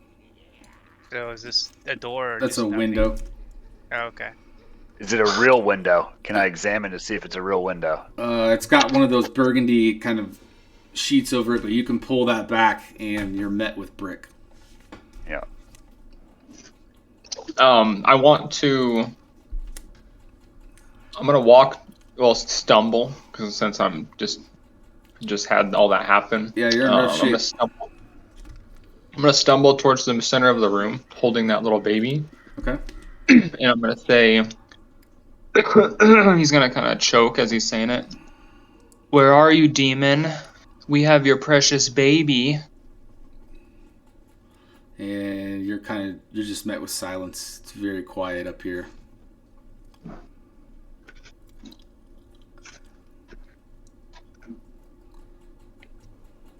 Yeah, and how do you guys feel about taking a rest? I mean, everything knows that we're here now anyways. I think we're all pretty beat up. It might not be a bad idea to stake out for a bit.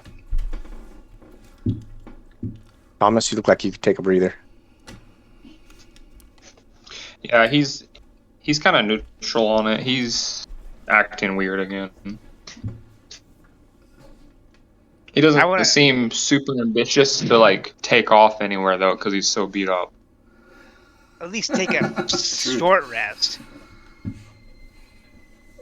But I would rather take a long rest.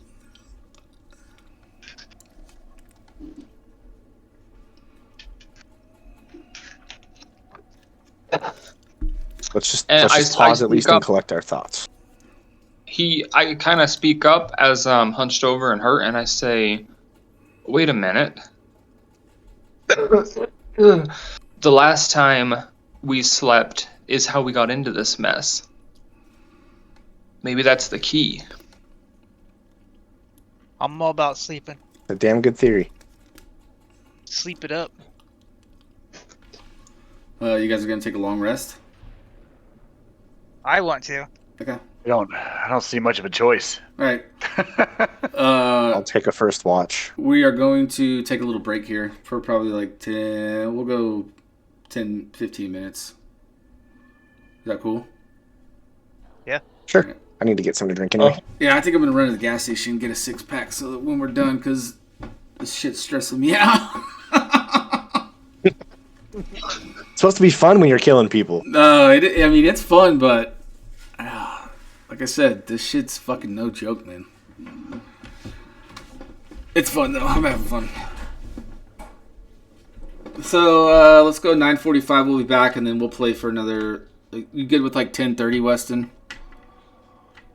Yeah, We'll try that sounds good. We'll try to hit like the 10:30 mark tonight, and then call it. So take 15. Pause the recording here. Cool. Oh. All right.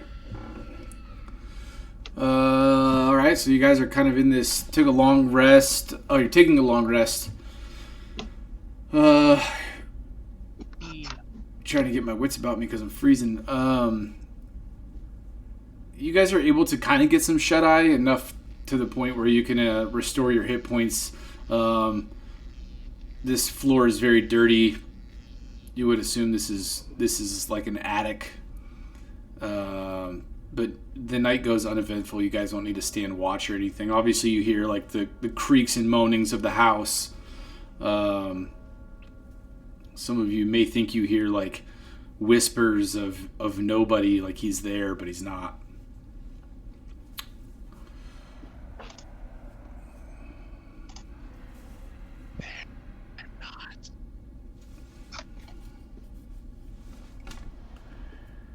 So I'm not going to say it's morning or night. You guys don't really know, but I'd say you guys are able to restore your hit points, spell slots,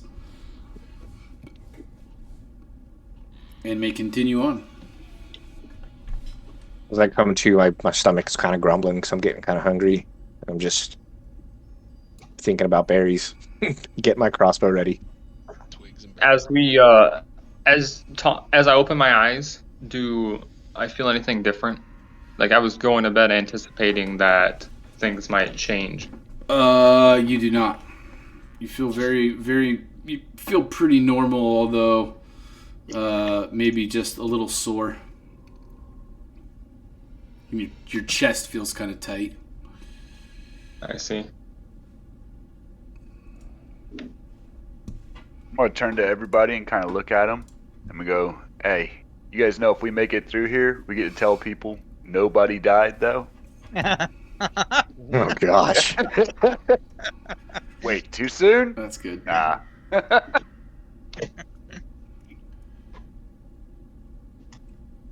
right, we kind of know what we're up against. Yeah, let's get out of here. Let's not fight that thing again, though. Let's figure out how to get out of this damn place. Well, which door do we want to try first?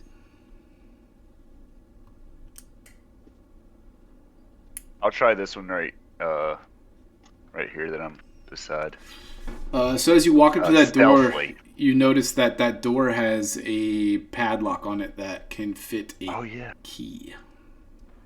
Ooh, I have a key. Oh, you do. I have a very large iron key. Do we want to go in there?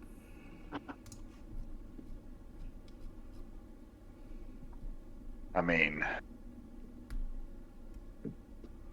if the monsters are locking it up, you know it's got to be maybe Bad. good. Well, I mean, The either monsters it's got to the- be badder than them, or you know, what I mean, it's got to be something good. As long as it's, I don't know, alive, I guess. Is there any way that we can like hear what's on the other side of the door or anything like that? Roll a perception check.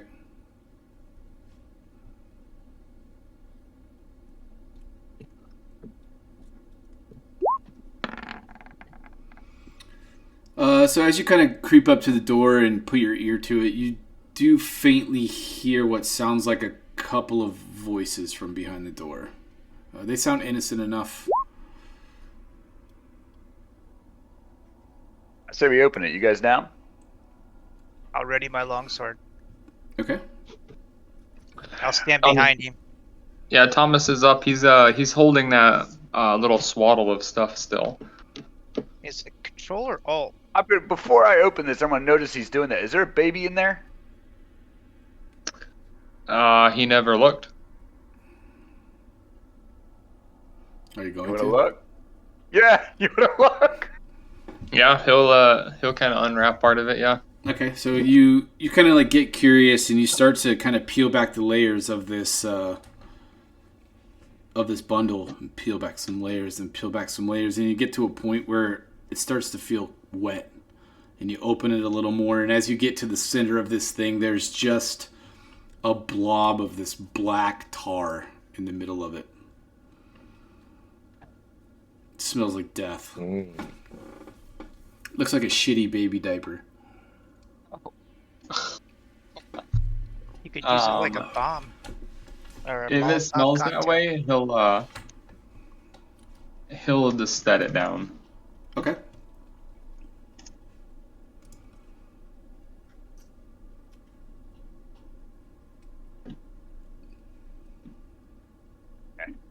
I'm gonna try to open the door then. All right. So you kind of grab this lock in your hand and you pull your key out and poop, fits in there nicely. Give it a turn. It clicks. And you push the door open. Wrong token.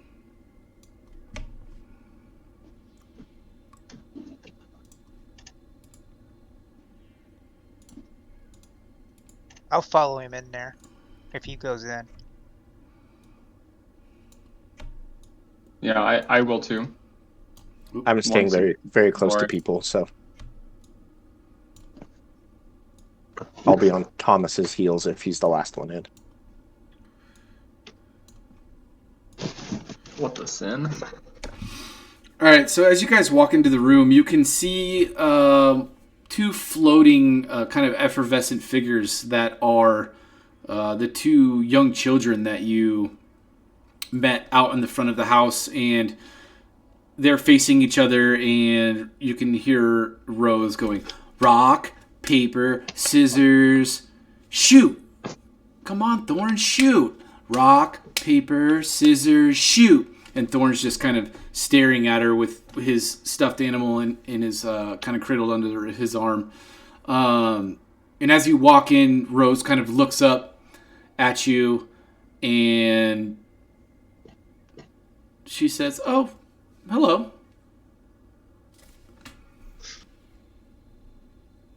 The rest of the room is like in each corner you can see that there's kind of an untidy bed made. To your left, you can see what appears to be a full-on 2-scale replica of, like, kind of cut in half of the house that you guys just walked through. And then on this right-hand side of the room, there is a small chest.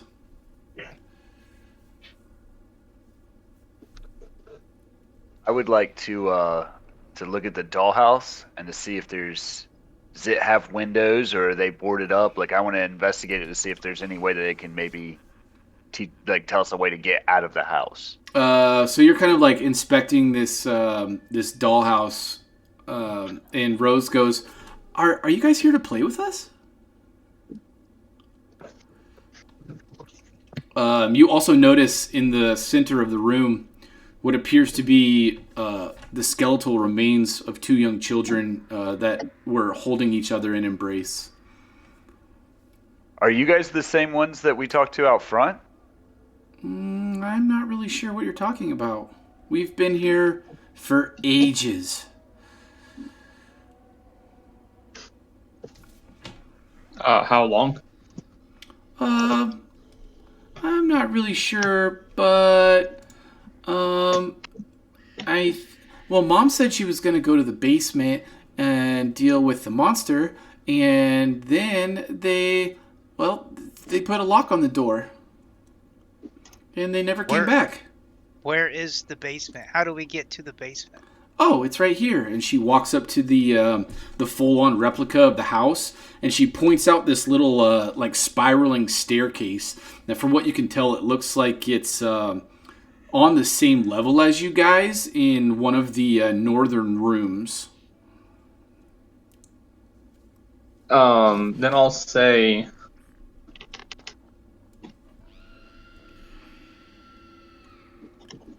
he kind of rubs his face a little bit because he's trying to remember earlier that date that was on that picture. And this is out of character too. The date on the picture was 900 something. The date on the picture was 348. 348 BC. 348. November. Yeah, 348 And then- November. But we're in 900 something. Yeah, were. you were. So now, like, Thomas is having a realization that we're in the future of what we're, like, apparently what we're supposed to be, right? Technically, it would be the past. Pass. How are we in the past? No, I'm confused. Technically, if that picture says 300 and we came from 900, we're in the future. Yeah, BC works opposite. Reverse. In Earth time, it does. We'd have to know what BC stands for. That's true. So he asked them. So this is back in character. I say, kind of grabbing his face. What kind of devils are you? What kind of demons are you to just be playing games with us? Playing games with our reality, like we're toys. Oh no, we're not devils. We're not demons. Not really sure what you're talking about. Tell me, you guys. This Go all ahead. seems pretty demonic to us, though. Well, we've been here forever, so I don't know what's outside. Do you know if there's any way to get out of the house? Just walk out the front door. That's what I would do. We tried that. It was bricked up. Oh. Well, that's all I know. Did you guys try to go out a window? There's lots of windows. They're all bricked up too. Oh, interesting. Would you guys lead us to the basement? We're not really supposed to go down there. That's what Mom says. What's down there? I don't know, but they always talk about a really big monster. And then the last time, Mom said she was taking Walter down there for some reason. I don't know why we're not allowed down there, but Walter is. Does your mom look like a phantom? A phantom? What's that? Thomas, yeah, I kind of look back and forth through the rest of our party, kind of with an eyebrow raised. Your parents are dead. Oh. Well, I do remember that me and Thorn were really, really hungry, and then we just kind of went to sleep.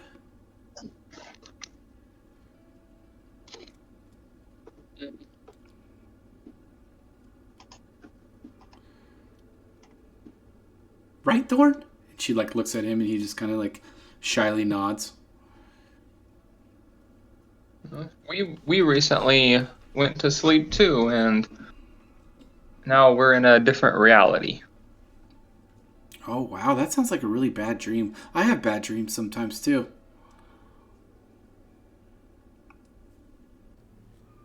While they're Maybe talking, Dami wants to just get out of here. He doesn't care. I say maybe if you young ones can show us where the basement is, maybe after that we'll have time to play with you. We can definitely show you, but you might have to watch out for Margaret. And what does Margaret look like? Well, she's kind of pretty, but she's the one that takes care of us most of the time. Mom calls her the housemaid. I don't know why. When was the last time you saw Margaret? Oh, it's been a really long time. I think Mom was mad at her for some reason. Can I look for the stairs while they're in there thing? For which stairs? That go to the basement. You Or can. just look at this door or whatever. Just start opening shit up. I was gonna ask them, do they know anything about like the windmill? Why is there windmills on everything? Like, and do you guys know about this deed to a windmill? Oh, that's Mom and Dad's windmill. I think they've had it for a really long time, but I've never been there. So it's like far away from here. Maybe, I don't know. All right, I'm gonna leave. You guys go back to doing whatever you were doing. Wait, where are you guys going? You're not going to play with us? We I'm will gonna- after we find out what's in the basement. But we want you guys to stay and play. Thomas will stay. And I'm gonna kind of walk up to that chest, and I'll say, "Let's see what's in your toy chest. What's there to play with?" And then I'll try to open it. All right, so you open up this toy chest, and there's just stuffed animals, kids' toys in there, nothing special.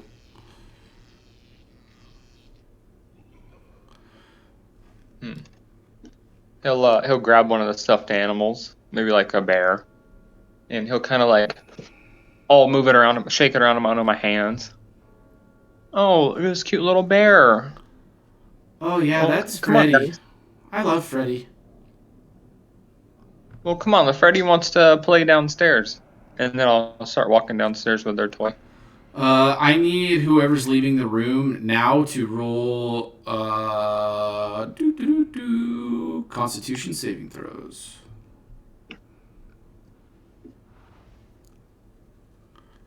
So that would be Ripley and Thomas. Oh, not You're, me. No, Zombie, you're good. Good, because I didn't roll well.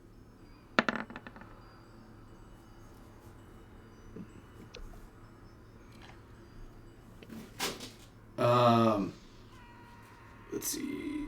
Ripley, as you're like walking out of the room, you can tell Rose kind of she's aggravated. Like, I thought you guys were coming to play, and she kind of leaps up and turns into this like bolt of light and immediately impacts you in the back.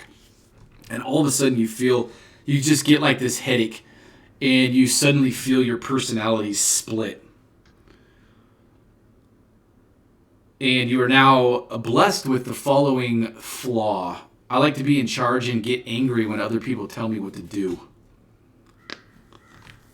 Venrir, I need you to roll a Constitution saving throw, please.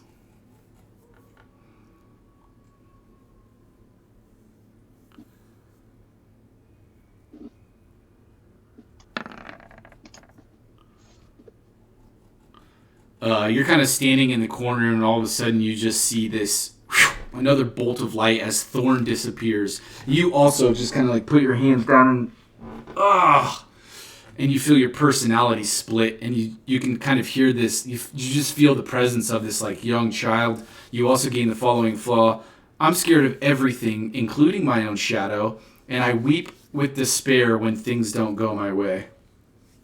Oh, no. Ripley and Vendor, you are now possessed by the spirits of both Rose and Thorn.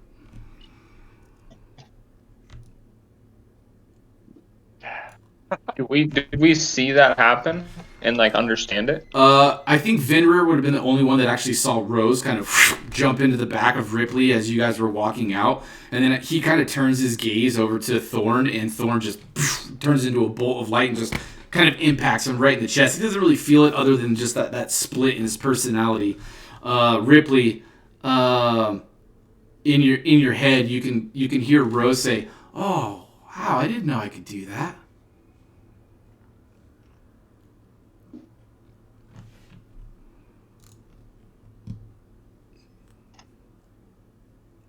Did you guys hear that? Where did Rose go?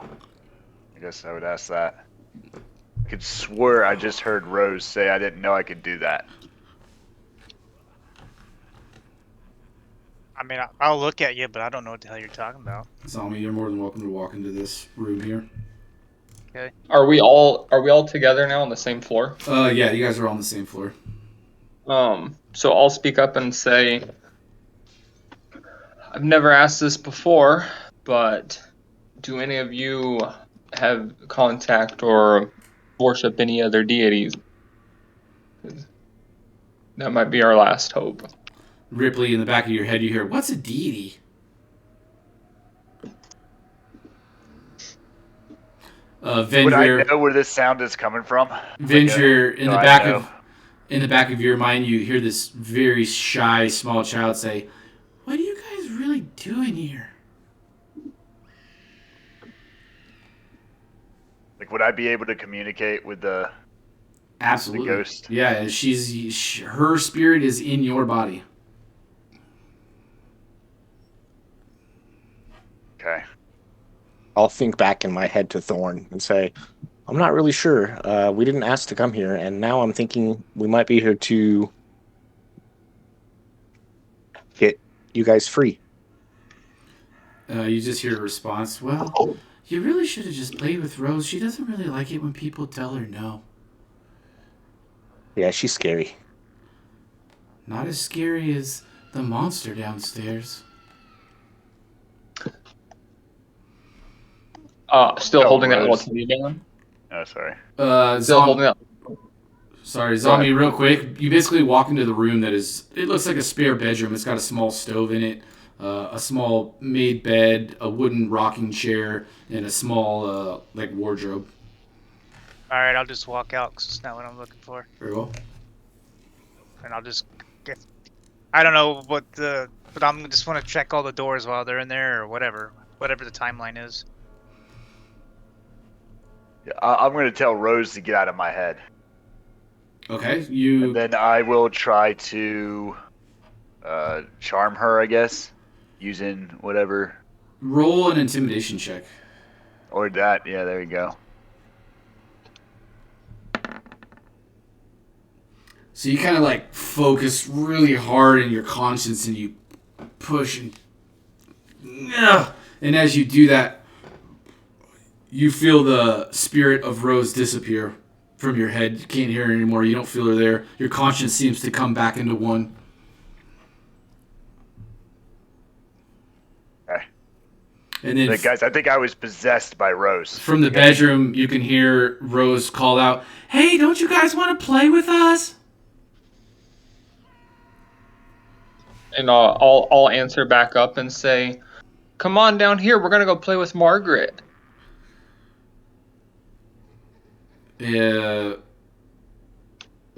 Avenger in the back of your head. Why don't you guys like Margaret very much? I thought she was really nice.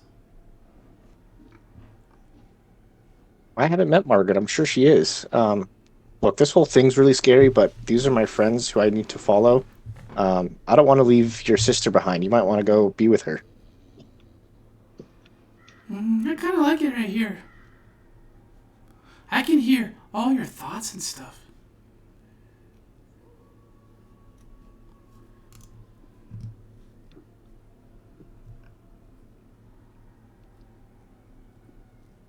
All right, well, we may see the monster, so... You guys look over at Venger, and he's just kind of talking to himself back behind everybody. Straight up, hand gestures and everything. I was just going to look at him and be like, dude, are you possessed by the boy? The girl got me. I just mouth this is fucked up. This is fucked up. You kind of hear in the back of your head. You hear Thorn go. All right, what are you guys doing? I want to check the doors still. All right, so you're checking this one here. Oh, I can't really see right now, but yeah, there we go. Yeah, just all of them. I'm looking for the stairs, essentially. Okay. Start following Zombie. Very well, so I'll just explain this room to the group then. I try to move forward, but I can't. So as you guys kind of pop into this room, is everybody going into this room? Sure. I'm not going in there. That's fucking scary. It's basically this really large, what looks kind of like a storage room. There's a bunch of like lumpy figures that are squat shapes that are draped in these very dusty, dirty, like white sheets. And there's an old iron stove stands against one of the walls here. Zombie, as you kind of peer around, you recognize this room from where Rose had pointed out to everybody in the replica of the house. Right. And you kind of like turn over your shoulder and you can see this sort of like a crevice, maybe like a little bit of an opening that looks like it could be pulled over against this wall right here. Yeah, can I open it? You can.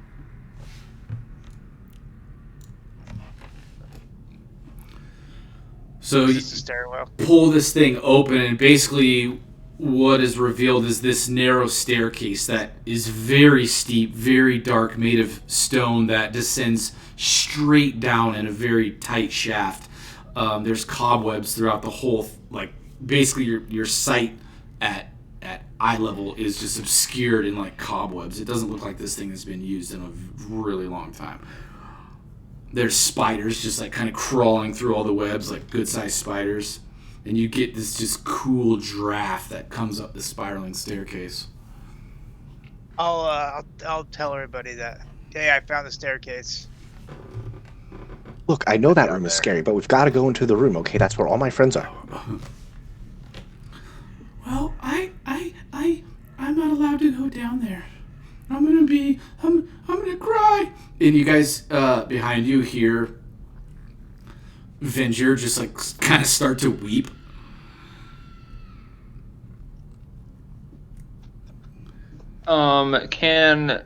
Was Thomas, when he took the teddy bear and started heading out of that room, does he know that they, like for sure, does he know that they possessed the other party members? Not at all, other than Ripley mentioning it. Okay. Yeah, I mean, obviously you get an odd hint that like, okay, Venger's acting kind of funny. He was talking to himself, and now he's like sobbing, like scared to go in this room.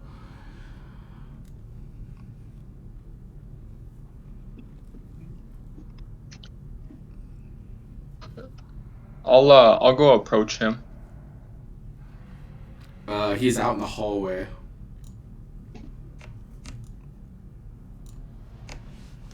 Following Zombie. Zombie, I'm gonna pull you back into the Well, This way I he's don't- not by yeah, himself. say, I don't wanna go I'm down just gonna there make. Yeah, I'm just gonna make sure we at least stay in pairs. Can I search the room for any weapons? Yeah, go ahead and roll a investigation check. At the same time, I just want to start taking all of the those sheets off of these things. Yeah, that's basically what Zombie's gonna end up doing. So Okay. you start pulling off the sheets off of these things, and basically what is revealed are like statues. A couple of them look like the Durst family. The parents, there's some other just kind of odd and end statuettes in here. To the right here, on this side of the stove, there is a chest. Yeah, can I look in there? Yeah. So you kind of pull the sheet off of this chest.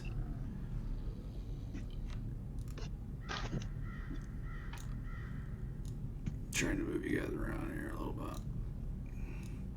And as you open it up, you're hit with this direct stench of just death. You can see this body kind of curled up in there, and immediately the specter that you guys saw from downstairs leaps up and makes an attack on you. Wait. There. I rolled a fucking nat 20, dude. This die is killing you guys. Fucking killing you guys. Maybe I should switch. You take 5, 6, 7, 8, 9, 10. 10 points of necrotic damage, and I need you to roll a Constitution saving throw.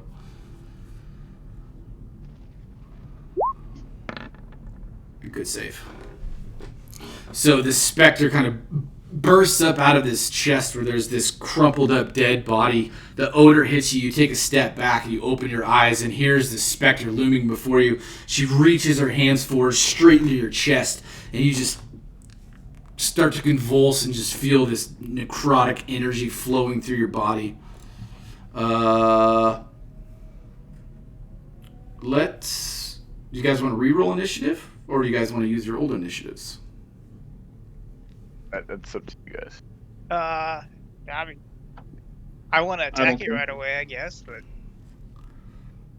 No, I was already at like low. I was like 5, so I'm good.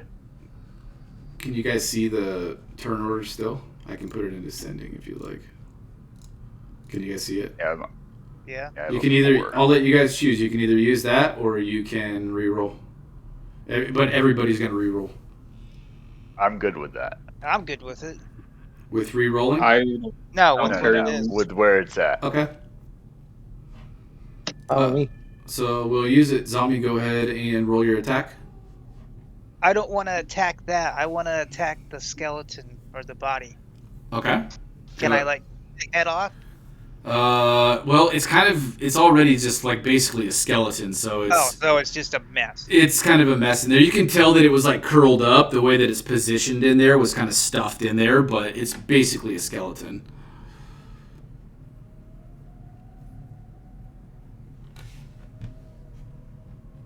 All right, try to attack it. I guess I'm just gonna do a normal attack. Okay. That's it. Ooh, attaboy. Nice. Yeah, that's a crit. Sure is. Payback. Very nice. All right, what am I doing for that? You're gonna roll your damage twice and then add your modifier to it. Oh, so just do 1d10. 2d10.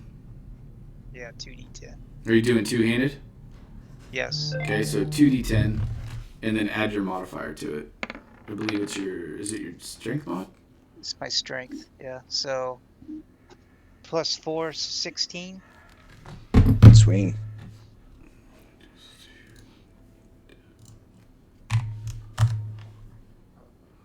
So you kind of reel back, you look down at the skeleton, you look up at the figure in front of you, and just very quickly just make a cross-cutting swing.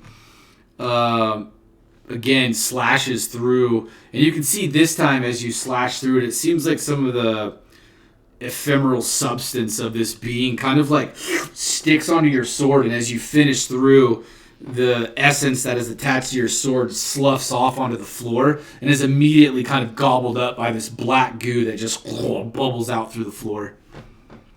Oh, okay. That's the end of my turn. Thomas, it is your turn. You are kind of in the doorway between the rooms in the hallway here, but you can hear the commotion behind you. Okay. And as soon as I turn around, I'll be able to see it, right? Yes. Okay. So I look at Vendrir and say, looks like we have some company. And then I'll turn around. I can't move my token, though. Oh, cool. And then I'll kind of stand in behind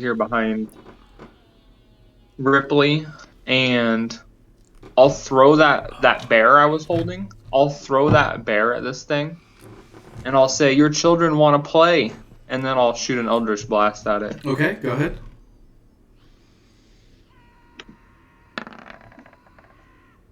Well, that hits.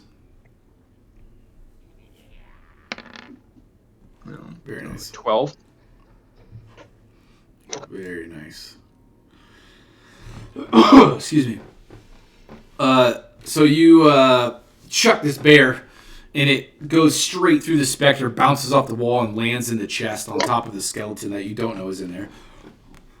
And then poof, you unleash this bolt of purple energy, and again it hits the body of this specter, and you can see it this time really kind of affect the specter and take effect as she kind of starts to fade out a little bit and kind of slough.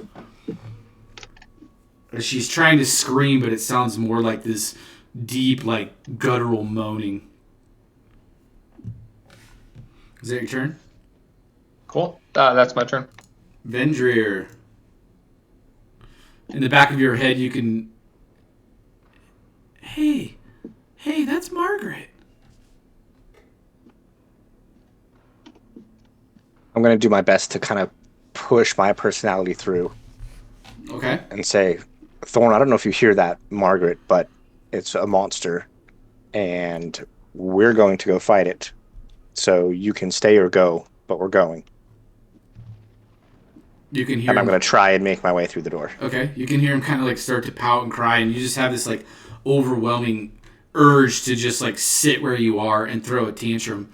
Roll a Constitution saving throw.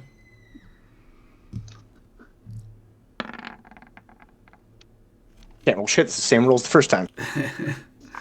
Yeah, so you're like taking a step forward, but your head's down and you're just like weeping for no reason. Like you just want to throw a tantrum so bad, and you just feel scared. Like you just don't want to go into the room.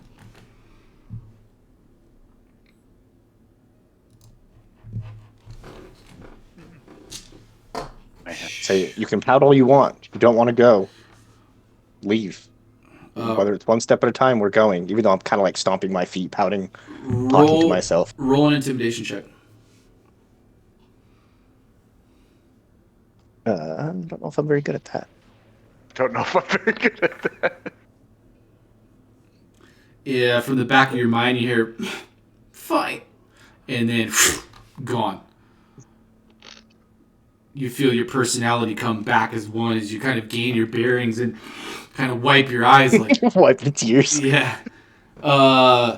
Zombie, you see the specter like it looks like it's trying to focus you and hold its form and its presence as it reaches out to try to touch you again. Rolled a 12, which I believe you don't have any armor on. What's your dexterity bonus?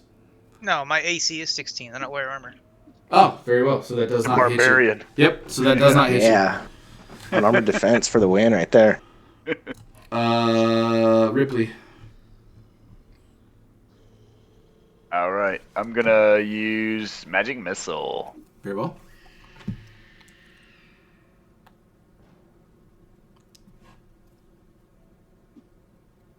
And that's just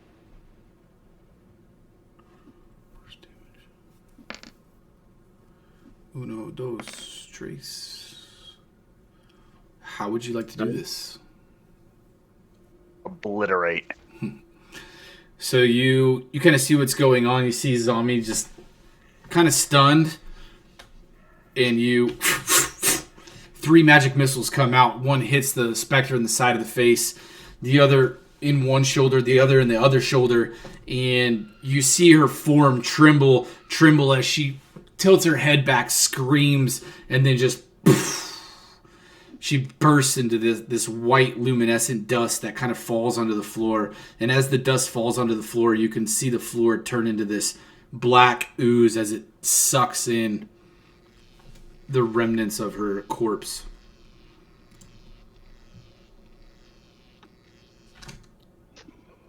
Oh, And that's where we're going to stop for the night, gentlemen.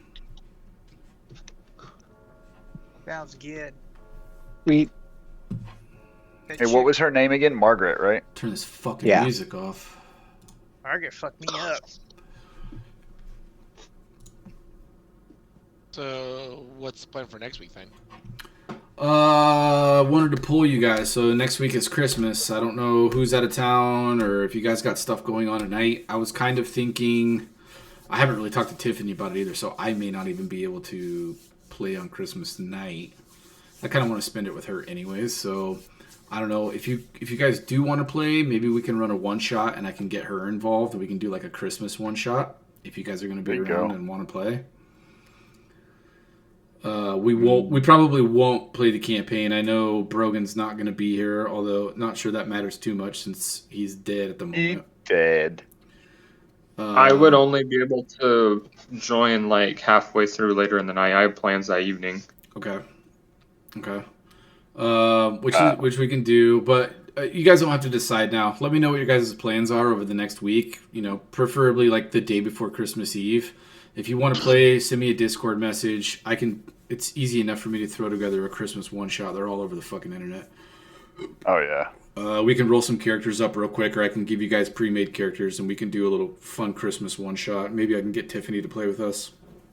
The pre-made would probably be pretty fun to just do it for a one-shot like that. Oh yeah, totally. Yeah, be whole bunch of faster shit doesn't too. go into it. Yeah, be a lot quicker. Yeah, and I have a whole folder. I have got like 300 pre-made characters in a folder. Fuck. You're back. I just download them off the internet every time I see one. I'm like, oh, cool. Yeah. Brogan, I gotta. You're gonna hang out and drink. You want? Can I roll a character? Yeah, you and me are gonna talk anyways. Okay, At least because for a I've been little bit. building while I've been on mute. Yeah, that's fine, and I can make you another character if you give me a minute. Yeah.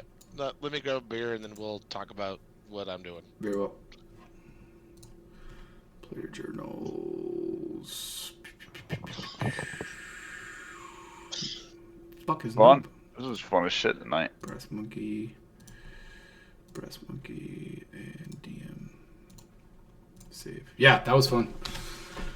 I mean, I don't want to talk too much about it, but fuck. I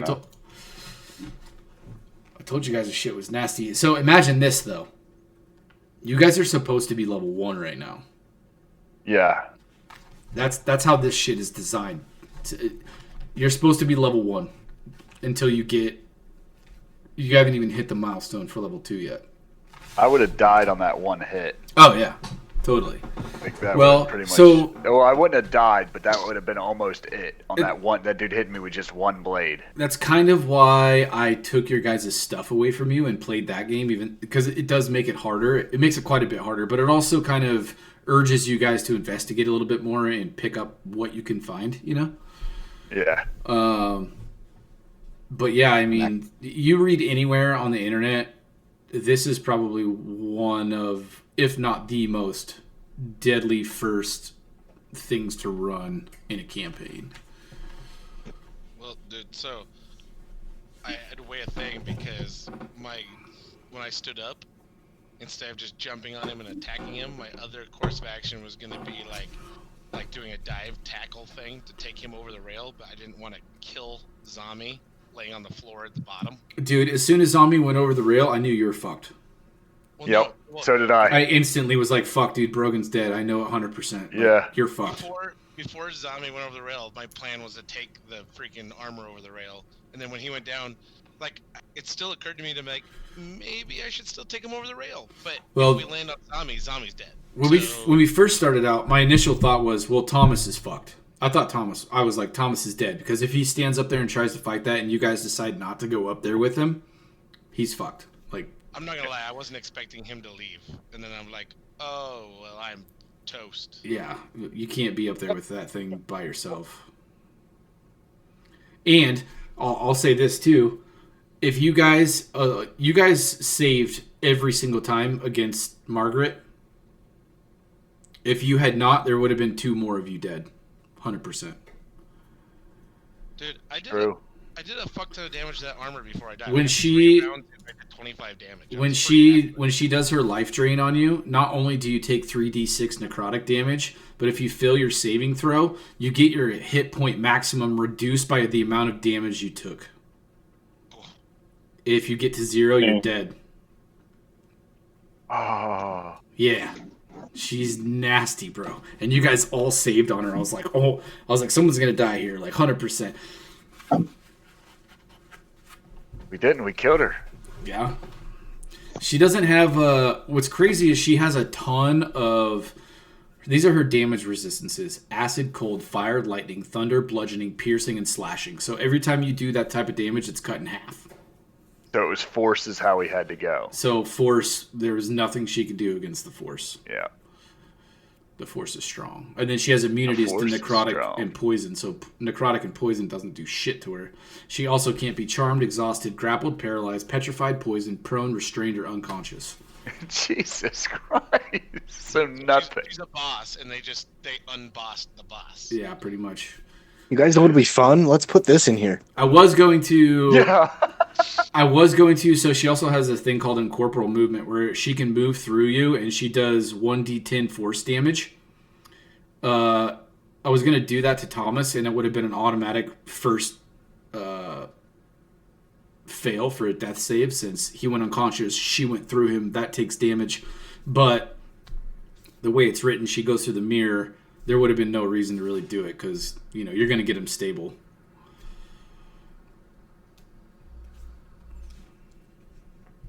Well, she's dead now.